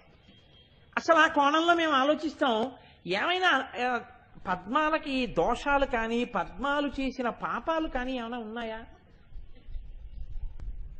ఇప్పుడు మూకశంకరులు ఒక కొత్త కోణంలో వచ్చారు. మీరు బాగా ఆలోచించండి. పద్మములు అమ్మవారి పాదములు సరిపోవు అంటే అమ్మవారు దూరంగా తోసేస్తోంది పద్మాలను. ఇప్పుడు ఇలా తోసేయడానికి పద్మాలు ఏమైనా పాపాలు చేశాయి అని మీకేమైనా ఎక్కడైనా ఆధారం ఉందా? మీరు చదివారా ఎక్కడైనా? పద్మము అంటే తామర పువ్వు అండి. తామర పూలు ఈ పాపం చేశాయి అని మీరు ఎక్కడైనా చదివారా? చలపతిరారు ఏమైనా చదివారా ఎక్కడైనా? పద్మం ఈ పాపం చేసింది, తామర పువ్వు ఈ పాపం చేసిందండి, అందుకే అమ్మవారు తన పాదాల దగ్గరికి రానివ్వదు అని మీరు ఏమైనా చెప్పడానికి ఏమైనా ఆధారం ఉందా? ఏమీ లేదు. డాక్టర్ గారు మీకు లేదు, గోపి గారు ఏమైనా అంటారనుకున్నాను నేను. కానీ మూకశంకరులు చాలా చమత్కారంగా ఓ మాట అన్నారు. ఆయన చెప్పేస్తున్నారండి శ్లోకంలో. ఆయన అంటున్నారు, దధానై సంసర్గం ప్రకృతి మలినై షట్పదకులై. పద్మములు తమంత తాముగా పాపము చేసినవి కాకపోవచ్చు, కానీ మహాపాపులైన వారితో స్నేహం చేస్తూ ఉంటాయి. ఇదో చమత్కారం. తాను పాపం చెయ్యడానికి పాపులతో కలిసి ఉండడానికి ఏమైనా తేడా ఉందా? నాకేం పాపం లేదండి, నేనేం పాపాలు చేయని, స్నేహితుడు వస్తుంటాడు వెడుతుంటాడు, ఆయనతో కలిసి తిరుగుతాను, నేనేం చేయనే పాపం, ఆయన చేస్తుంటాడు, నాదేముందండి తప్పు, అప్పుడు నేనెందుకు పాపిష్టివాడిని అవుతాను, నేనెందుకు పాపి అవుతాను అంటారేమో. ధర్మశాస్త్రంలో ఒక లక్షణం ఉంది. బ్రహ్మహత్య చేసిన వాడితో హేమహారీచ దొంగతనం చెయ్యడం, సురాపో కళ్ళు తాగడం, గురుతల్పక గురుపత్ని శయనించినటువంటి శయ్య మీద ఏకశయ్యాగతుడు కావడం, 5 పంచమహాపాతకాలు. మరి 4 కదా చెప్పారు, 5 చెప్పలేదు కదా. అంటే ఈ 4 చేసిన వాడు ఎవడైనా ఉంటే అలాంటి ఒక్కటి చేసిన వాడైనా సరే వాడు నా స్నేహితుడని చెప్పి వాడితో స్నేహంగా తిరగడం. తత్సంసర్గీచ పంచమహ, ఈ 5 మహాపాతకాలు. కాబట్టి ఇప్పుడు మనం ఏమైనా చెయ్యాలా? చెయ్యక్కర్లేదు. బ్రహ్మహత్య చేసిన వాడు మాకు స్నేహితుడని మనం వాడితో తిరుగుతున్నాం అనుకోండి, నేను చేయలేదు కదా అని, మీరు మహాపాతకం చేసిన వారే. హేమహారీచ బంగారం దొంగతనం చేసిన వాడిని మీ స్నేహితుడు అన్నారనుకోండి, మీరు మహాపాతకం చేసిన వారే. సురాపో వాడు కళ్ళు తాగాడు, వాడు మీతో కలిశాక మానినట్టు ఆధారాలు లేవు, ఇంకా మీరు వాడిని స్నేహితుడు అన్నారనుకోండి, మారితే దగ్గరికి తీస్తే తప్పులేదు, మారకుండా దగ్గరికి తీశారనుకోండి మీకు మహాపాతకం అంటుకుంటుంది స్నేహితుడు అన్నందుకు. సురాపో గురుతల్పక, అసలు నేను 1కి 10 మాటలు ఆ మాట నోటితో ఉచ్చరించను కాబట్టి గురుతల్పక, ఈ 4 మహాపాతకములు చేసిన వాళ్ళు ఎవరున్నారో తత్సంసర్గి చ పంచమః, ఈ 4గింటిలో 4 చేసిన వాణ్ణి కాని 1 చేసిన వాణ్ణి కాని 1 కన్నా ఎక్కువ చేసిన వాణ్ణి కాని నా స్నేహితుడని చెప్పిన వాడు ఎవడున్నాడో వాడు కూడా పంచమహాపాతకాలు చేసిన వాడే. కాబట్టి తాను పాపము చేసి ఉండాలా అక్కర్లేదు, పాపం చేసిన వాడిని నా స్నేహితుడిని దగ్గరికి తీసుకుంటే చాలు, వాడు పాపం చేసిన వాడే. ఇప్పుడు పద్మాలు ఏమైనా పాపం చేశాయా? పాపం చేయలేదు, కానీ పాపం చేసిన వాళ్ళతో స్నేహం చేస్తుంటాయి. పాపం చేసిన వాళ్ళు ఎవరున్నారండి, వాళ్ళతో పద్మం స్నేహం ఎక్కడ చేసిందండి అని అనుమానం రావచ్చు. మూకశంకరులు అంటున్నారు, దదానై సంసర్గం ప్రకృతి మలినై షట్పదకులై. గండు తుమ్మెదలు, నల్ల తుమ్మెదలున్నాయి. ప్రకృతి మలినై, ప్రకృతి మలినై అంటే నల్లటి తుమ్మెదలు, అవి పుట్టుకతోనే నల్ల తుమ్మెదగా పుట్టింది. మామూలుగా బయట నల్లగా ఉండడం తప్పు కాదు, పాపానికి కవి సమయంలో నలుపు అని ఒక పేరుంది. నల్ల తుమ్మెదగా ఎందుకుంది ఏది అంటే మహాపాపాలు చేయడం వల్ల తుమ్మెద నల్లగా ఉంది ఓ కవి సమయం. నల్ల తుమ్మెదలన్నీ ఎక్కడ తిరుగుతున్నాయి? తామర పూల మీదే తిరుగుతున్నాయి. కాబట్టి పద్మాలు తప్పు చేసి ఉండకపోవచ్చు, కానీ పాపాలు చేసినటువంటి తుమ్మెదలకే తీసుకొచ్చి అవి మా స్నేహితులని తమ మీద వాలేటట్టు చేస్తున్నాయా లేదా? పువ్వుకి తుమ్మెదకి అనుబంధం ఏమని చెప్తారో తెలుసా అండి? భార్యాభర్తృ సంబంధం చెప్తారు. గురు శిష్య సంబంధం చెప్పడం కూడా ఉంది లోకంలో. కానీ ఏ ఒక్క తుమ్మెద ఒక్క పువ్వు మీదే వాలి తేనె తాగి ఆనందంగా ఉండదు, అన్ని పువ్వుల మీదకి వాలుతుంటుంది.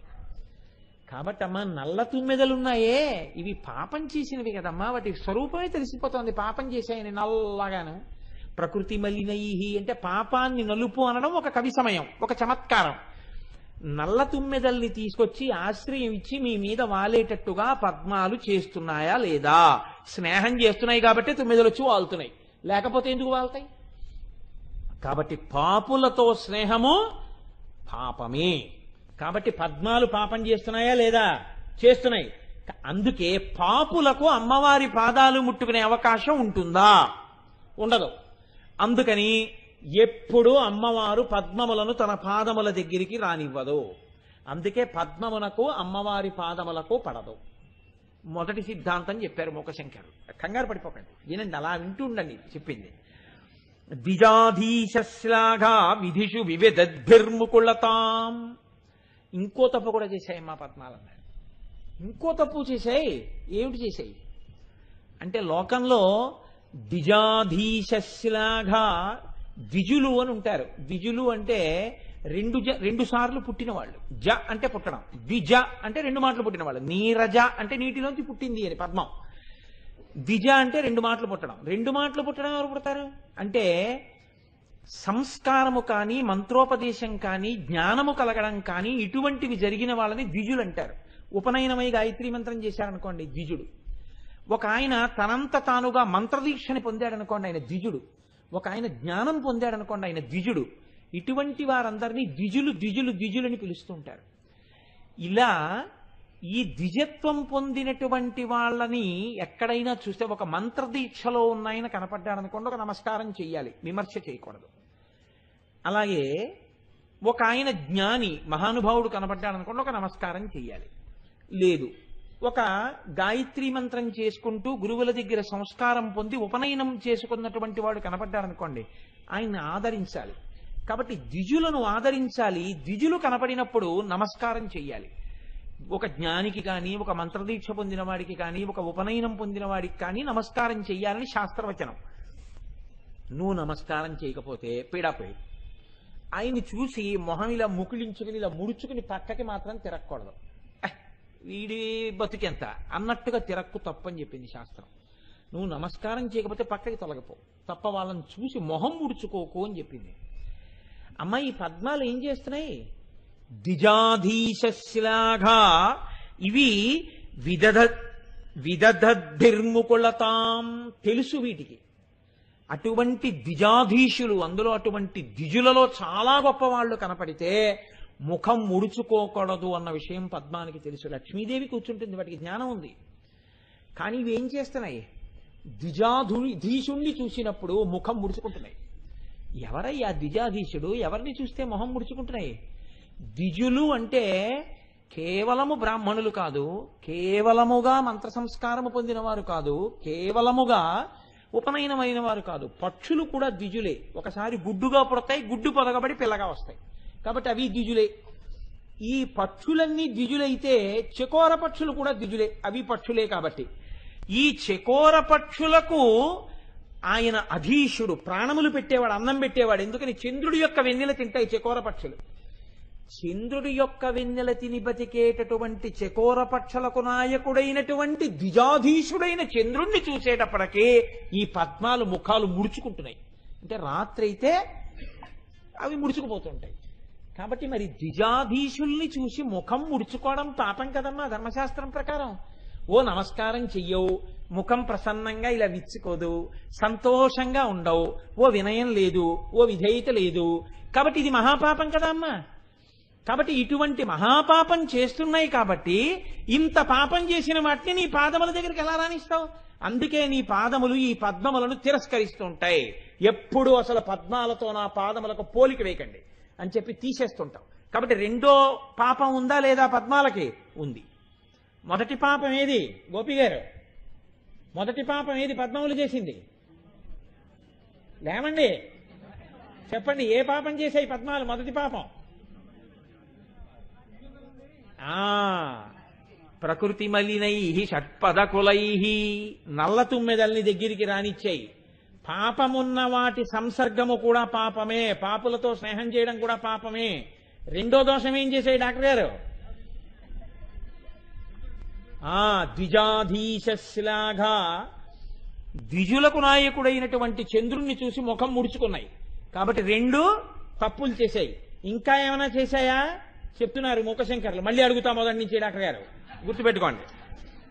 రజోమిశ్రై పద్మై, అమ్మా పద్మములకు రజస్సుంది అన్నారు. వాటికి రజోదర్శనం అవుతోందమ్మా అన్నారు. రజోదర్శనం అయితే అటువంటి వారిని ముట్టుకోవడం అనేటటువంటిది చెయ్యకూడదు అని శాస్త్రవచనం. బ్రహ్మహత్యాపాతకంలో పావుంటుంటుంది అని. కాబట్టి ముట్టుకోకూడదు అని. పద్మములకు రజోదర్శనం ఉందమ్మా అన్నారు. రజోదర్శనము అంటే పద్మములకు రజోదర్శనం ఎలా ఉంటుంది?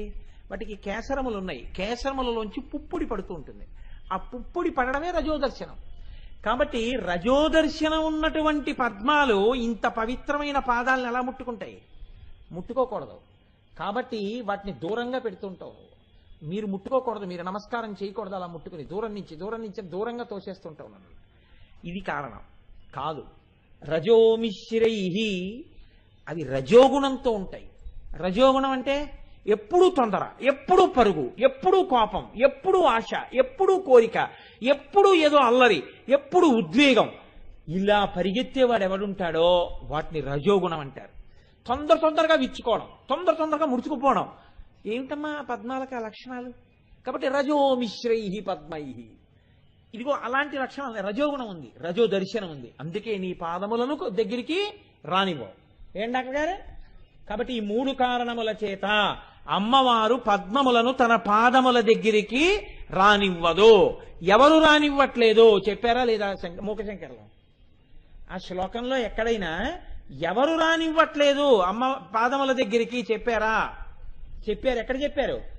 విషమశరవైరి ప్రియతమే. విషమశరవైరి అంటే పువ్వులను బాణములుగా చేసుకుని అవతల్ల వారిని బాధించేటటువంటి లక్షణం ఉన్న మన్మధుని యొక్క శత్రువైనటువంటి పరమశివుని యొక్క ప్రియురాలైనటువంటి అమ్మవారు. కాబట్టి ఎవరు? లలితాదేవిని మీరు అనుకుంటే అందులో పెద్ద దోషం ఏం లేదు. కాబట్టి అమ్మవారే పద్మములను తన పాదముల వద్దకు రానివ్వడం లేదు. ఇది పద్మములు చేసినటువంటి పాపము అని మూకశంకరులు నిర్ధారణ చేశారు. నిర్ధారణ చేసి అమ్మ ఈ కారణం చేత నీవు పద్మములను నీ పాదముల దగ్గరకు రానివ్వవు అని చెప్తున్నారు. అమ్మ వినేటప్పుడు చక్కగా వినండి. ఎందుకని పుస్తకాలు రిఫర్ చేస్తూ క్లాస్ రూమ్ స్టూడెంట్ లాగా చక్కగా వినండి. కాబట్టి రజోమిశ్రై పద్మై ఈ కారణముల చేత అంగీకరింపబడదు. కానీ ఈ శ్లోకంలో ఉండేటటువంటి గమ్మత్తు ఏమిటో తెలుసా అండి? ఇది అమ్మవారి పాదములు పట్టుకోవడానికి ఆలంబనమై ఉంటుంది. అందుకే మూకశంకరులు ఈ శ్లోకం చెయ్యడం వెనక రహస్యం ఏమిటో తెలుసా అండి? మీ మనసుని బాగా అక్కడ నిలబెట్టే ప్రయత్నం చేయడం. వసిన్యాది దేవతలు ఒక్క మాట చెప్పి వదిలిపెట్టేశారు. ఎందుకని? వాళ్ళు ఆ మాట చెప్పేటప్పుడు పదద్వయ ప్రభాజాల పరాకృత సరోరుహ అని వదిలేశారు. కానీ ఆ కాంతి తిరస్కరించి అమ్మవారు మీకు చేస్తున్న ఉపకారం ఏమిటి? మీ మనసుని పట్టుకోవాలి. అప్పుడే నేను మొట్టమొదట్లో చెప్పిన ప్రయోజనం నెరవేరుతుంది. ఎప్పుడూ స్వేచ్ఛగా తిరిగే మనస్సు అమ్మవారి పాదములను పట్టుకోవడంలో కృతకృత్యురాలవుతుంది. ఇప్పుడు మీకు తెలిసో తెలియకో ఒక కొత్త సిద్ధాంతం ఒకటి మీ మనసులోకి వచ్చింది. ఏమని? ఓహో, ఈ కారణముల చేత అమ్మవారు పద్మములను తన పాదముల దగ్గరికి రావడాన్ని అంగీకరించదు. ఏమిటవి చేసిన తప్పులు? అవి పాపులతో తిరుగుతుంటాయి. 2, అవి ద్విజాధీశులను శ్లాఘించలేదు, ముఖం ముడుచుకున్నాయి. అదేమిటండి పాపం, సాయంకాలం అయ్యేటప్పటికి ముడుచుకోవడం వాడి ధర్మం, అదంతా అనవసరమయ్యా. చంద్రుడు కనబడితే ముగిలించుకున్నాయా లేదా, అంతే దోషం. 3, రజోమిశ్రై, వాటికి రజో సంపర్కం ఉంది, రజోగుణం ఉంది, అందుకే అమ్మవారు రానివ్వలేదు.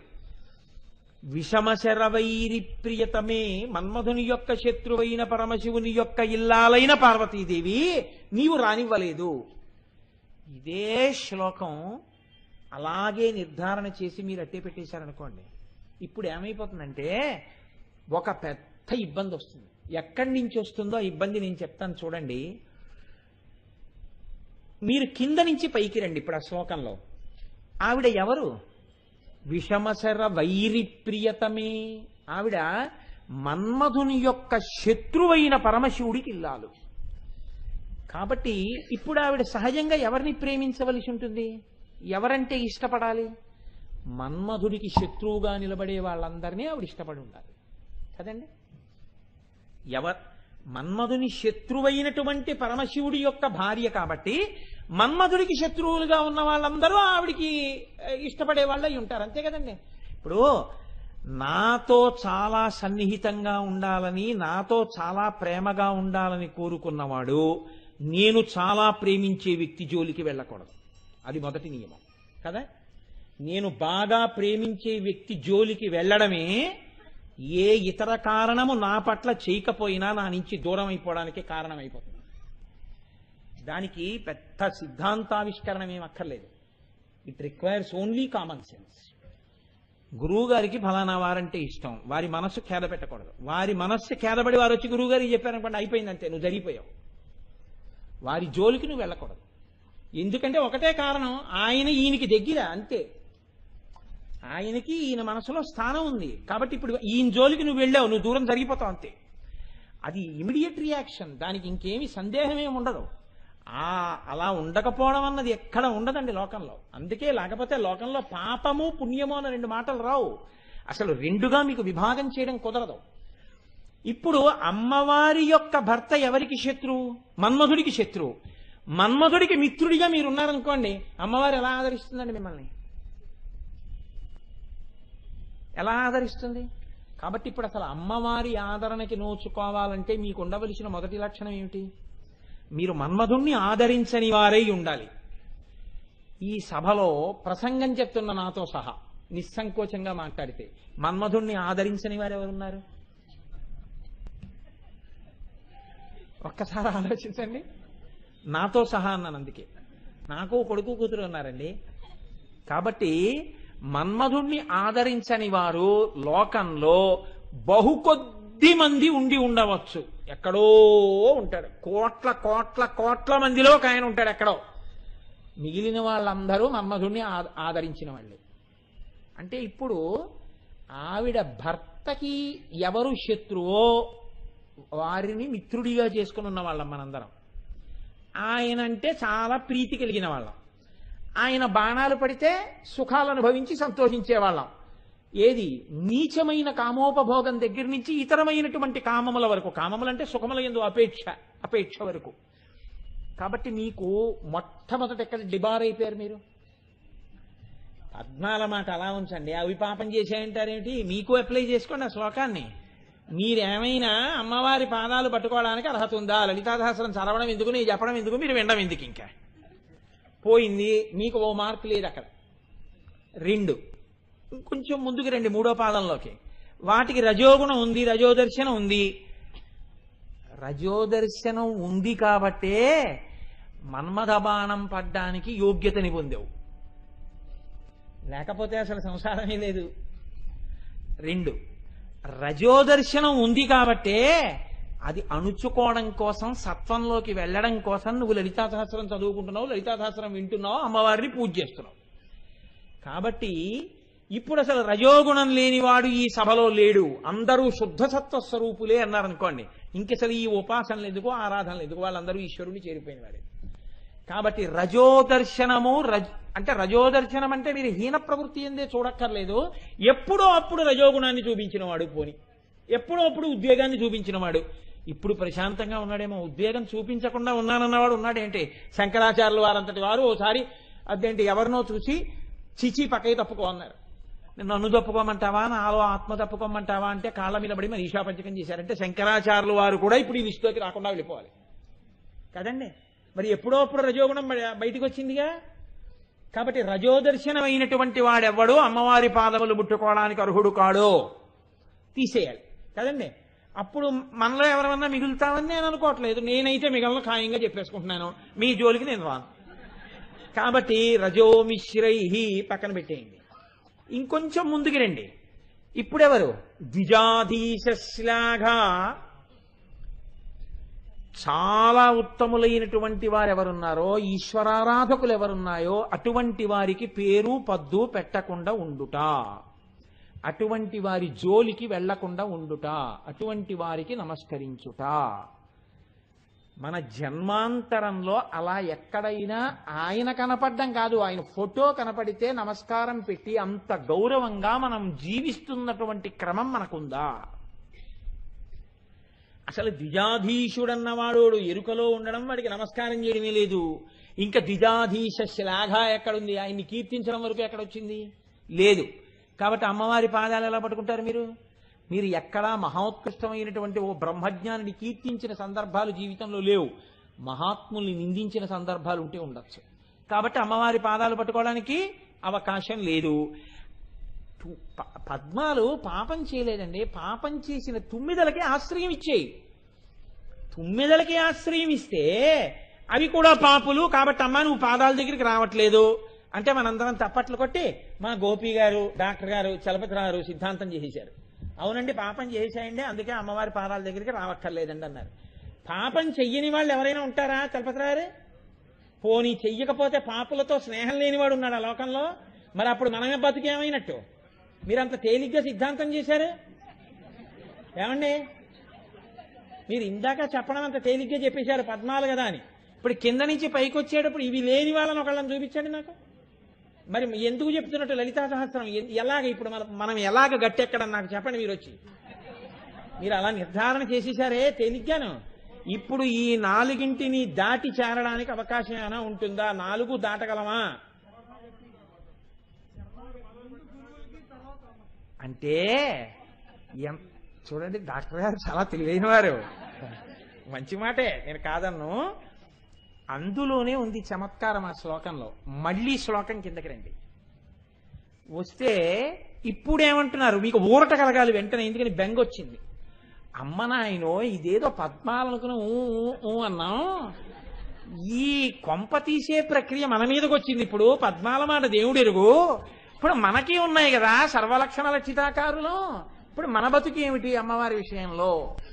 ఫోన్లేండి, ఇప్పటివరకు అయిందైతే అయిపోయింది, అమ్మవారి పాదాలు పట్టుకోండి ఏం పర్వాలేదన్నారు మా డాక్టర్ గారు. సరే డాక్టర్ గారు పట్టుకోవడానికి అవకాశం ఇచ్చేసాం, ఆ తర్వాత ఎప్పుడు ఈ 4 చేయకుండా ఉంటారా? లేవండి డాక్టర్ గారు, సాధ్యం కాదు అంటే మీరు సాధ్యం కాదు, నేను ఈ 4ంటితోటి ఉంటానని చెప్పినా అమ్మవారు అంగీకరించి మిమ్మల్ని తీసుకోవాల్సింది. చూడండి గడుస్తాను. అదిట ఆయన అమ్మవారి పాదాలు పట్టుకుంటారట. పట్టుకున్నారు కాబట్టి 4 తప్పని తెలుసు కాబట్టి వదిలేస్తారా అంటే అలా కుదరదండి అంటున్నారు. అలా కుదరదండి, పాపులతోనూ తిరుగుతాను, పాపము చేస్తాను. కానీ నిజాయితీగా మాట్లాడారండి, చాలా నిజాయితీగా మాట్లాడారు. వదిలేస్తానులేండి అనలేదు ఆయన. పాపులతోనన్నా తిరుగుతాను, పాపమన్నా చేస్తాను. రజోగుణం ఎప్పుడో అప్పుడు పైకి వస్తూనే ఉంటుంది. అన్నిటికన్నా ఎక్కడో అక్కడ పెద్దల్ని అధిక్షేపిస్తూనే ఉంటాను. నాకు ఈ దోషములు ఉండనే ఉంటాయి. అన్నిటినీ మించి మన్మథ బాణాలు పడకుండా తప్పుకోను. అంటే మన్మథ బాణాలంటే నా ఉద్దేశం వారిని కించపరచాలని కాదు. ఏదో ఓ కోరిక అంటూ ఉంటుంది కదండి జీవితంలో, అప్పుడు అది మన్మథ బాణానికి లొంగడమే. కాబట్టి నేను ఏవి 4 తప్పుకునేవాడిని కానప్పుడు మరి ఈ శ్లోకం మీకు ఎలా అభయం ఇస్తుందని దీన్ని చెప్పేస్తున్నారు. పద్మాల యొక్క కాంతిని తిరస్కరించిందని. ఇప్పుడు ఈ శ్లోకం పద్మాల కాంతిని తిరస్కరించడం పక్కన పెట్టండి, అమ్మవారి పాదాల దగ్గర మీకు ఊరట ఎలా ఇస్తుంది ఈ శ్లోకం అంటే, దీన్ని మళ్ళీ వ్యతిరేక కోణంలో రమ్మన్నారు. కింద నుంచి పైకి ఎలా రావాలి అంటే, సమర్థత కోణంలోకి రండి. లోకంలో సూర్యభగవానుడు ఉన్నాడు, లేదా సూర్యభగవానుడి వరకు ఎందుకండి, మీకు నేను ఒక తేలిక మాట చెప్తాను. ఒక స్కిన్ డాక్టర్ గారు ఉన్నారు, డెర్మటాలజిస్ట్ అంటారు కదా, చర్మ వ్యాధులు చూసేటటువంటి డాక్టర్ గారు. చర్మ వ్యాధులు చూసేటటువంటి డాక్టర్ గారికి కురుపులన్నా, దురదలన్నా, పుళ్ళన్నా, చీమన్నా, నెత్తురన్నా, గోక్కోవడం అన్నా పరమాసహ్యం అనుకోండి. ఆ డాక్టర్ గారు ఎందుకైనా పనికొస్తాడండి. ఇంకా ఆయన ఎందుకో పనికిరాడు. ఉత్తినే లోపలికి వెళ్ళి కూర్చుని బయట షట్టర్ వేసేయాలి. ఆయన మళ్ళీ బయటికి వెళ్ళేటప్పుడు ఎవడో లేకుండా చూడండి అని కారెక్కి వెళ్ళిపోవాలంతే. డెర్మటాలజిస్ట్ అంటే ఏంటి? డెర్మటాలజిస్ట్ అంటే ఇలాంటి జబ్బులన్నీ చూసి తగ్గేట్టు చేసేవాడని గుర్తు కదండి. కాబట్టి ఇప్పుడు మీరు ఆయన దగ్గరికి వెళ్ళిపోగానే ఉత్తర క్షణం మీకున్న గజ్జిపోతుందని కాదు, మీకున్న పుళ్ళు పోతాయని కాదు, మీకున్నటువంటి చర్మానికి పట్టిన దురదరోగం పోతుందని కాదు. వెళ్ళి ముందు నిస్సంకోచంగా చెప్పాలి డాక్టర్ గారికి, డాక్టర్ గారు నాకు గజ్జి విపరీతంగా వచ్చిందండి చెప్పాలి. దాయకూడదు. అక్కడ దాకా వెళ్ళి మొహమాట పడిపోయి డాక్టర్ గారు చెప్పలేకపోతున్నారు, ఫోన్ లేదు వెళ్ళిపోతాను, వెళ్ళిపోతే ఎప్పటికీ తగ్గదు. చెప్పియాలి, ఎక్కడొచ్చింది చెప్పాలి, చూపించాలి. డాక్టర్ గారు చూసి ముట్టుకున్న ఆయన చేతులు కడిగేసుకుంటారు సబ్బుతోటి. నీకు ఇదిగోనయ్యా అస్తమానం చెయ్యి ఇలా అండంలో చెమట పట్టేసి ఈ జాయింట్లో వచ్చేసింది, చూసావా ఇక్కడ వచ్చింది, ఇక్కడ వచ్చింది, మోకాళ్ళు మడుస్తావు కదా, ఇదిగో ఇక్కడ వచ్చింది, ఎక్కడ చెమట ఎక్కువ పడుతోందో అక్కడ ఏర్పడుతోంది. కాబట్టి నువ్వు ఈ మందులు ఒక 15 రోజులు వాడి కనపడన్నారు. 15 రోజులు వాడి కనపడేటప్పుడు మీరు గుర్తుపెట్టుకోండి, డాక్టర్ గారి దర్శనం చెయ్యగానే మీకు గజ్జిపోదు. వెంటనే ఇలా డాక్టర్ గారి దగ్గరికి వెళ్ళి దర్శనం చేసుకుని బయటకు వస్తే పోతుంది ఏమిటి? పోదు. మీరు ముందో టాబ్లెట్ వేసుకుంటారు, 2 రోజులు వేసుకున్నారు, 3 రోజులు వేసుకున్నారు, 4 రోజులు వేసుకున్నారు, 5 రోజులు వేసుకున్నారు, కొద్దిగా తగ్గుముఖం పడుతోంది, మళ్ళీ వెళ్ళారు. ఇప్పుడు 3 పూటలు వేసుకోకయా, రోజుకి 2 వేసుకో చాలన్నారు. 2 వేసుకుని ఆ తర్వాత వెళ్ళి డాక్టర్ గారు కడుపులో గుడగొడలు ఆడిపోతోందండి అన్నారు. ఆ గుడగొడ తగ్గుతుంది కానీ 2 మాత్రలు మానకొని మళ్ళీ గుడగొడ తగ్గడానికి కూడా 3 మంది ఇచ్చారు. ఆఖరికి మీరు 3 నెలలు మందులు వాడిన తర్వాత మీకు తగ్గింది కదండి.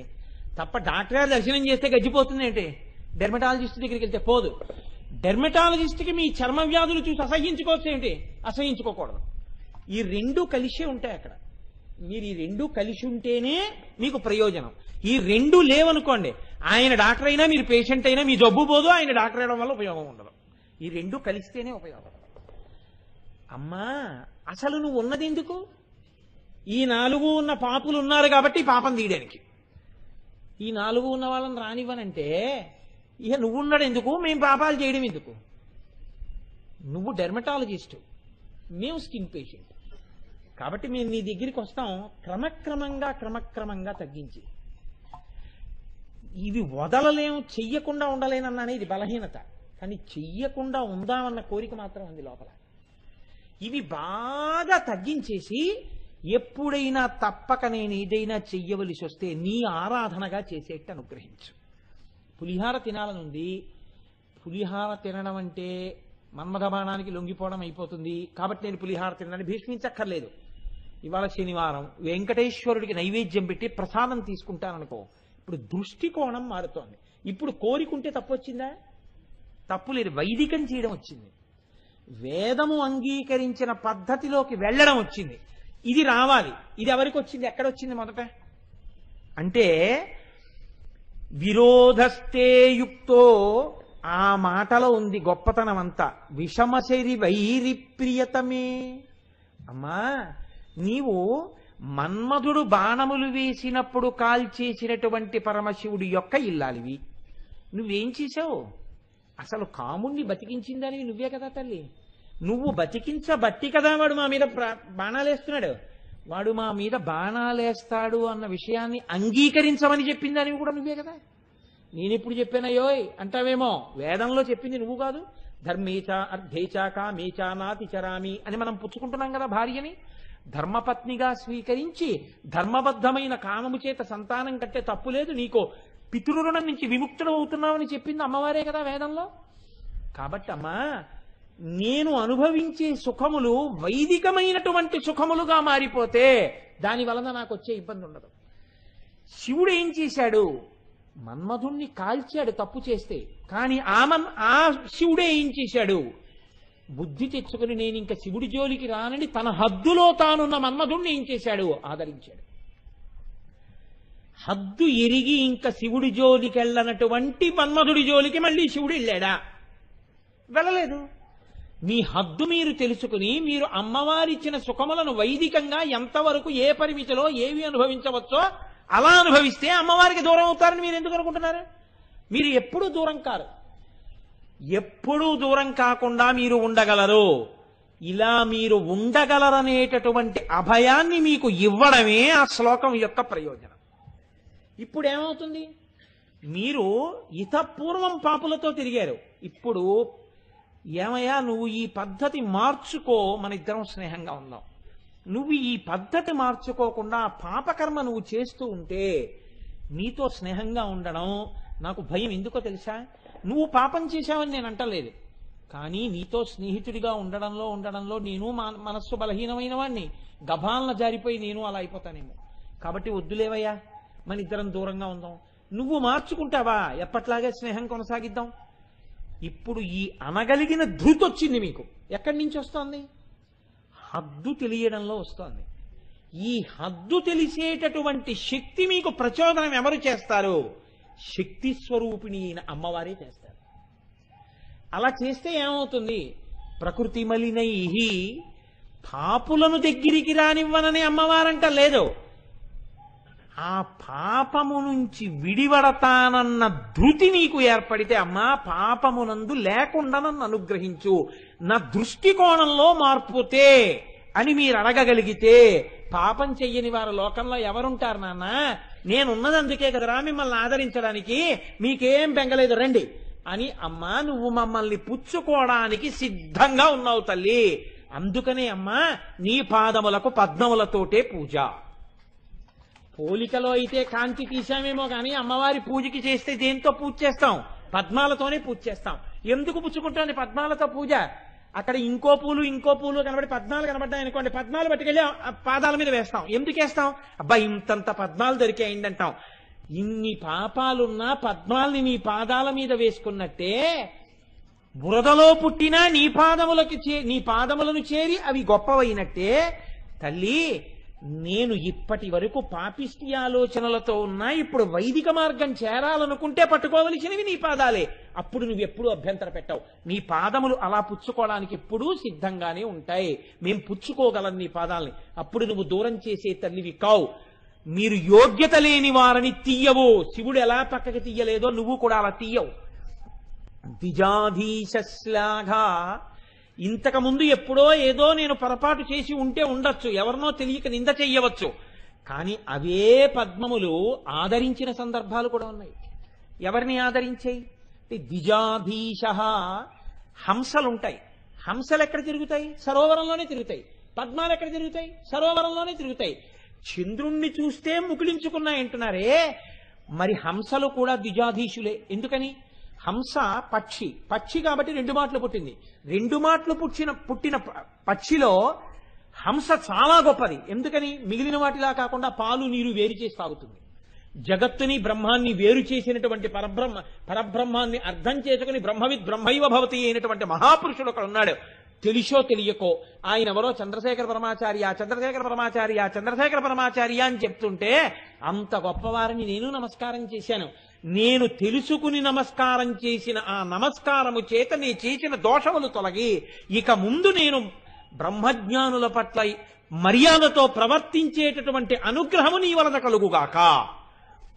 కాబట్టి శృతీనాం మూర్ధానో దదతి తవయౌ శేఖరతయా మమాప్యేతో మాథ శిరసి దయయా దేహి చరణౌ. మీరు చాలా జాగ్రత్తగా ఆలోచించండి. శ్లోకాన్ని ఎలా పోతాయో మీ పాపాలు చెప్తున్నారు శంకరాచార్యులు వారు. మీరు అలా అడగగా అమ్మవారు అంగీకరించి దయతో సరేలే నాన్న నా పాదములు నీ తల మీద పెడుతున్నాను అందనుకోండి. అదే పాదుకాంత దీక్ష. అమ్మవారు తన 2 పాదములను మీ తల మీద పెట్టిందనుకోండి. పెట్టగానే ఏమవుతుంది ఆలోచించండి మీరు. ఒకటి, అమ్మవారి పాదముల యొక్క స్పర్శ మీ తలకి తగులుతుంది. అంతేనా? మీరు కొంచెం జాగ్రత్తగా ఆలోచించండి. అమ్మా నీ పాదములు నా తల మీద పెట్టు. ఆ మాటకు అర్థం అదే అయితే నేనేం చేస్తాను? మీరు నన్ను అడిగారు అనుకోండి ఈ మాట, అయ్యా మీ పాదాలు నా తల మీద పెట్టండి అని అడిగారు అనుకోండి, అంటే చాలా గోప్యంగా అడుగుతున్నారు ఒక రహస్యాన్నని గుర్తు. ఏమిటో తెలుసా అండి? అసలు సభాముఖంగా చెప్పకూడదు ఈ విషయాన్ని, కానీ మీకు అర్థం అవడం కోసం నేను చెప్తున్నాను. ఎవరైనా వచ్చి కోటేశ్వరారు మీ పాదము నా శిరస్సునందు ఉంచండి అని అడిగారు అనుకోండి, దాని అర్థం ఏమిటో తెలుసా అండి? మీరు ఇంటికి రావద్దంటున్నారు, ఇంటికి వచ్చే అవకాశం లేదు, కాబట్టి నా కోరిక మీతో చెప్పుకుంటున్నాను, మీరు నన్ను అనుగ్రహించగలరా అని అడిగినట్టు. ఏ విషయంలో అనుగ్రహం అడుగుతున్నట్టో తెలుసా అండి? మీ పాదము నా తల మీద పెట్టండి అని అడిగితే మీరు నాకు ఉపదేశం చెయ్యండి అని అడిగినట్టు. మంత్రోపదేశం చేయమని అడగడం. మంత్రోపదేశం చేసేటప్పుడు గురువు గారు ఏం చేస్తారంటే పరిపూర్ణ వాత్సల్యంతో శిష్యుడికి అనుగ్రహిస్తున్నప్పుడు తన పాదమును శిష్యుని యొక్క తల మీద పెడుతుంటారు. పెడితే ఏమవుతుందంటే శిష్యునకు ఉన్నటువంటి పాపరాశి ధ్వంసం అవుతుంది గురు పాద స్పర్శ చేత. అంత శక్తివంతమై ఉంటుంది. పాపములను తొలగతోయగలిగినటువంటి శక్తి గురు పాదములకు ఉంటుంది. అందుకే గురు పాదుకలకి పూజ ఉంటుంది. గురు పాదుకలకు పూజ అందుకే వచ్చింది. అసలు శాస్త్రంలో పెద్ద రహస్యం అది. అందుకే గురు పాదాలకి నమస్కారం. కాబట్టి ఇప్పుడు శంకరాచార్యులు వారు ఏమడుగుతున్నారు? అమ్మా నీ పాదాలు నా తల మీద పెట్టు. అంతేనా దాని అర్థం? మీరు నన్ను మీ పాదం నా తల మీద పెట్టండి అంటే అర్థం ఏమిటి? మీరు నాకు మంత్రోపదేశం చెయ్యండి అని అడిగినట్టు. అది 10 మందిలో అడగకూడదు కాబట్టి రహస్యంగా అడిగినట్టు. అంతమందిలోనూ ఏదో అయ్యా మీ పాదం ఎప్పుడు పెడతారండి నా తల మీద అన్నారనుకోండి, మాఘమాసం వెళ్ళిపోనివ్వండి అని నేను అన్నాను అనుకోండి, నాకు అతనికి అర్థం అవుతుంది, ఎవ్వరికి అర్థం అవుతుంది. ఇప్పుడైతే అందరికి అర్థమైపోతుంది అనుకోండి, అది వేరే విషయం. అసలు మామూలుగా సంప్రదాయంలో రహస్యంగా చెప్తున్నాను మీకు. శంకరాచార్యులు వారు కూడా సౌందర్యలహరిలో అమ్మవారి పాదాలను నా తల మీద పెట్టు అని చెప్పినప్పుడు కేవలం పాదాలు పెట్టమని అడిగారా? ఆయన కూడా ఏదైనా రహస్యం పెట్టారా అందులో? ఖచ్చితంగా రహస్యం పెట్టారు. ఏమిటో తెలుసా అండి రహస్యం? ఆయన శిరసిదయయా దేహి చరణవు అన్నారు కదా అని మీరు ఈ శ్లోకాన్ని అంతవరకే చదివి మీరు కూడా అమ్మవారి పాదాలు మీ తల మీద పెట్టుకున్నట్టుగా ఊహిస్తే దానివల్ల సిద్ధి కాదు, పూర్ణం కాదు. ఎప్పుడో తెలుసా అండి? యయో పాద్యం పాద పశుపతి జటాజూటతటిని. ఇప్పుడు ఆ పాదాల మీద శివుడి యొక్క తల ఉంటుంది. ఎందుకుంటుందో తెలుసా అండి? ప్రణయ కలహానికి కాదు. మీరు బాగా గుర్తుపెట్టుకోండి. శివుడు అన్న మాట మహాకామేశ్వరుడు అన్న మాట కన్నా కొద్దిగా చిన్నదవుతుంది. ఎందుకని అంటే ఆయనే మహాకామేశ్వరుడిగా ఉంటే లలితాపరా భట్టారికా స్వరూపానికి భర్తగా ఉంటారు. ఆయన శివుడిగా ఉంటే అమ్మవారి యొక్క అనుగ్రహాన్ని కోరుకునేటటువంటి వాడిగా కింది వరుసలో ఉంటాడు. ఇది ఎలా ఉంటుందంటే పెరుమాళ్ పెద్ద పెరుమాళ్ ఈ రెండింటికి ఉన్నంత తేడా కింద ఉంటుంది. పెరుమాళ్ళకి పెద్ద పెరుమాళ్ళకి ఏమిటి తేడా? అంతే తేడా. స్వామివారు పెద్ద స్వామివారు ఇద్దరు స్వామివారులే అలాగే. కానీ ఒక్కొక్కసారి పెద్ద స్వామి చాలా గొప్పవాడు అవ్వచ్చు, వేరే విషయం అనుకోండి. కాబట్టి ఇప్పుడు అమ్మవారి యొక్క పాదములు తల మీద పెట్టించుకున్నప్పుడు మహాకామేశ్వరుడు ఆవిడ భర్తగా కూర్చుని ఉన్నాడు లలితాదేవికి. శివుడు ఆవిడ పాదముల మీద తల పెట్టాడు. ఎందుకు పెట్టాడు అంటే అమ్మవారి పాదములు కడగాలి. పాదయో పాద్యం సమర్పయామి, శుద్ధ ఆచమనీయం సమర్పయామి అనాలి. ఇప్పుడు శివుడుట కొత్త నీళ్లు తేలేదుట. ఎందుకు తేడు? ఎందుకంటే మనం అంటే గంగ తాం కాబట్టి నీళ్లు తెస్తాం. నీళ్లు తెచ్చి మనం ఏమంటామంటే ఇవి నీళ్లు కావు గంగ అంటాం. అదేంటా నువ్వు మీ ఇంట్లో నూతిలో నీళ్లు తీసుకొచ్చి గంగ ఎలా అవుతాయా అంటే, గంగే చ యమునే చైవ గోదావరి సరస్వతి నర్మదే సింధు కావేర్యౌ జలేస్మిన్ సన్నిధిం కురు. ఆ నదులన్నీ ఈ నీటిలో ప్రవేశిస్తున్నాయి అని శాబ్దికంగా మంత్రంతో పిలుస్తున్నారు. ఇప్పుడు ఆ నీటికి ఆ శక్తి వచ్చింది.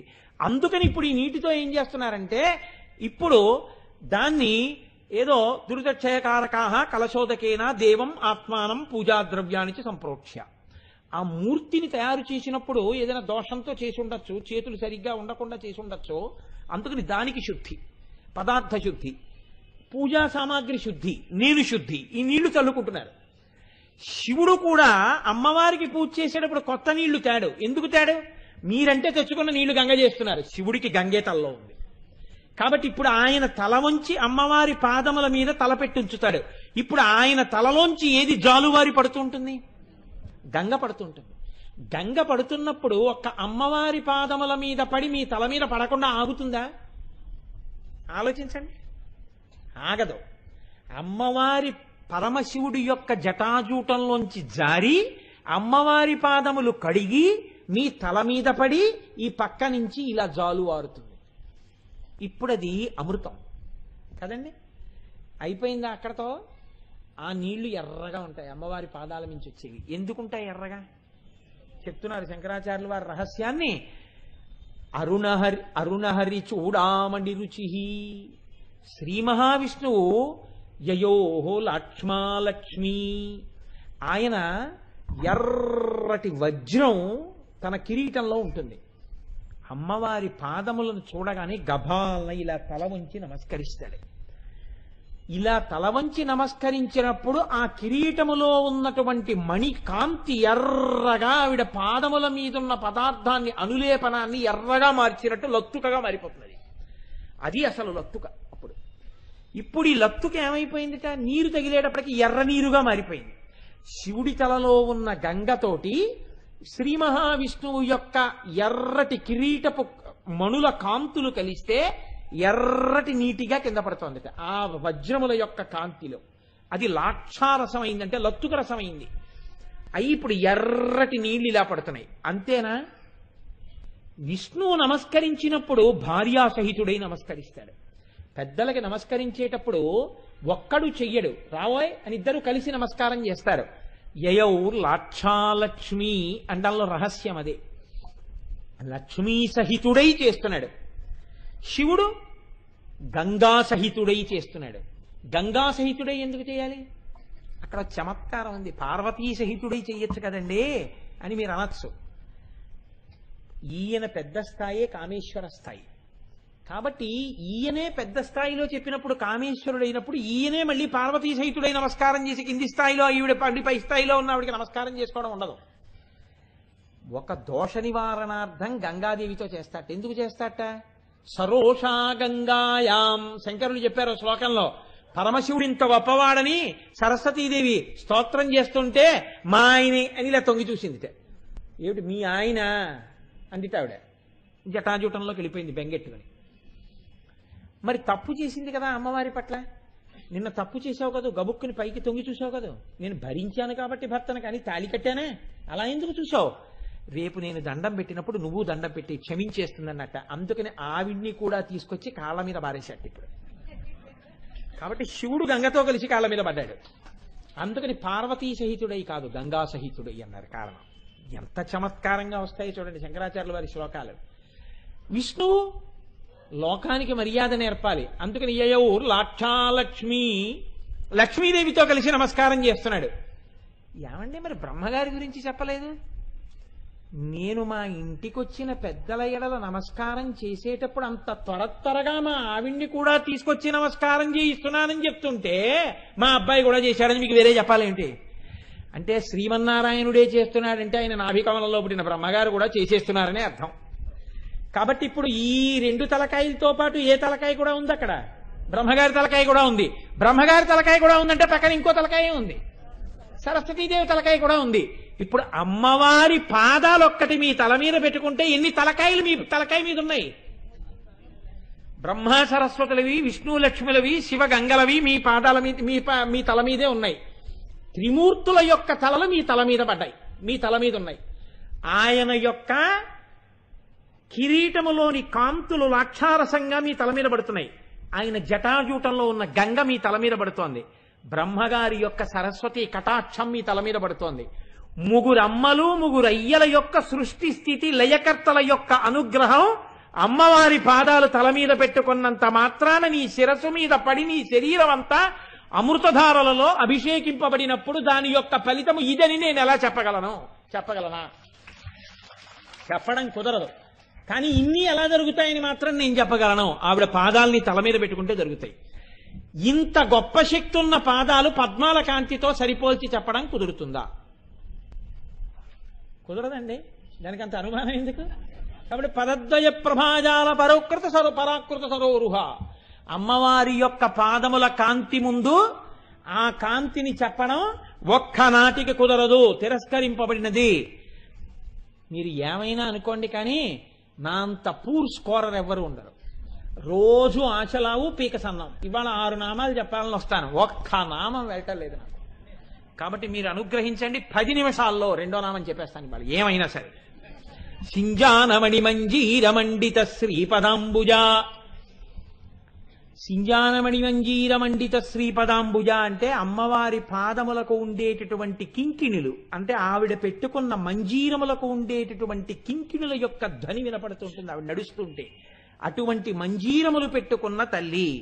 ఈ మంజీరముల యొక్క శబ్దము వినడము అంటే అదొక్కటే దాని ప్రయోజనం అని మీరు అనుకుంటున్నారా? మా అమ్మాయి గజ్జల పట్టాలు పెట్టుకుంటుంది కాబట్టి మా అమ్మాయి గజ్జల పట్టాలకి అమ్మవారు పెట్టుకున్న మంజీరములకు తేడా ఏముందండి? ఇవి ధ్వని చేస్తాయి, అవి ధ్వని చేస్తాయి, అంతేనా ధ్వనులు? కాదు. మీరు చాలా జాగ్రత్తగా పట్టుకోగలిగితే ఒక రహస్యం ఉంది. ఎప్పుడు కూడా మననం చేసే లక్షణం ఉన్నవాడిని ముని అంటారు. మననం చేసేవాడు మాట్లాడ్డం, మౌనిగా ఉంటాడు. మౌని అంటే ఎవ్వరితో మాట్లాడకుండా ధ్యానము చేయుచున్నవాడు. ధ్యానమునందు లేనివాడు మాట్లాడుతూ ఉంటాడు, ఎప్పుడూ ఎవరినో పోగేసుకుని మాట్లాడుకుంటూ ఉంటాడు.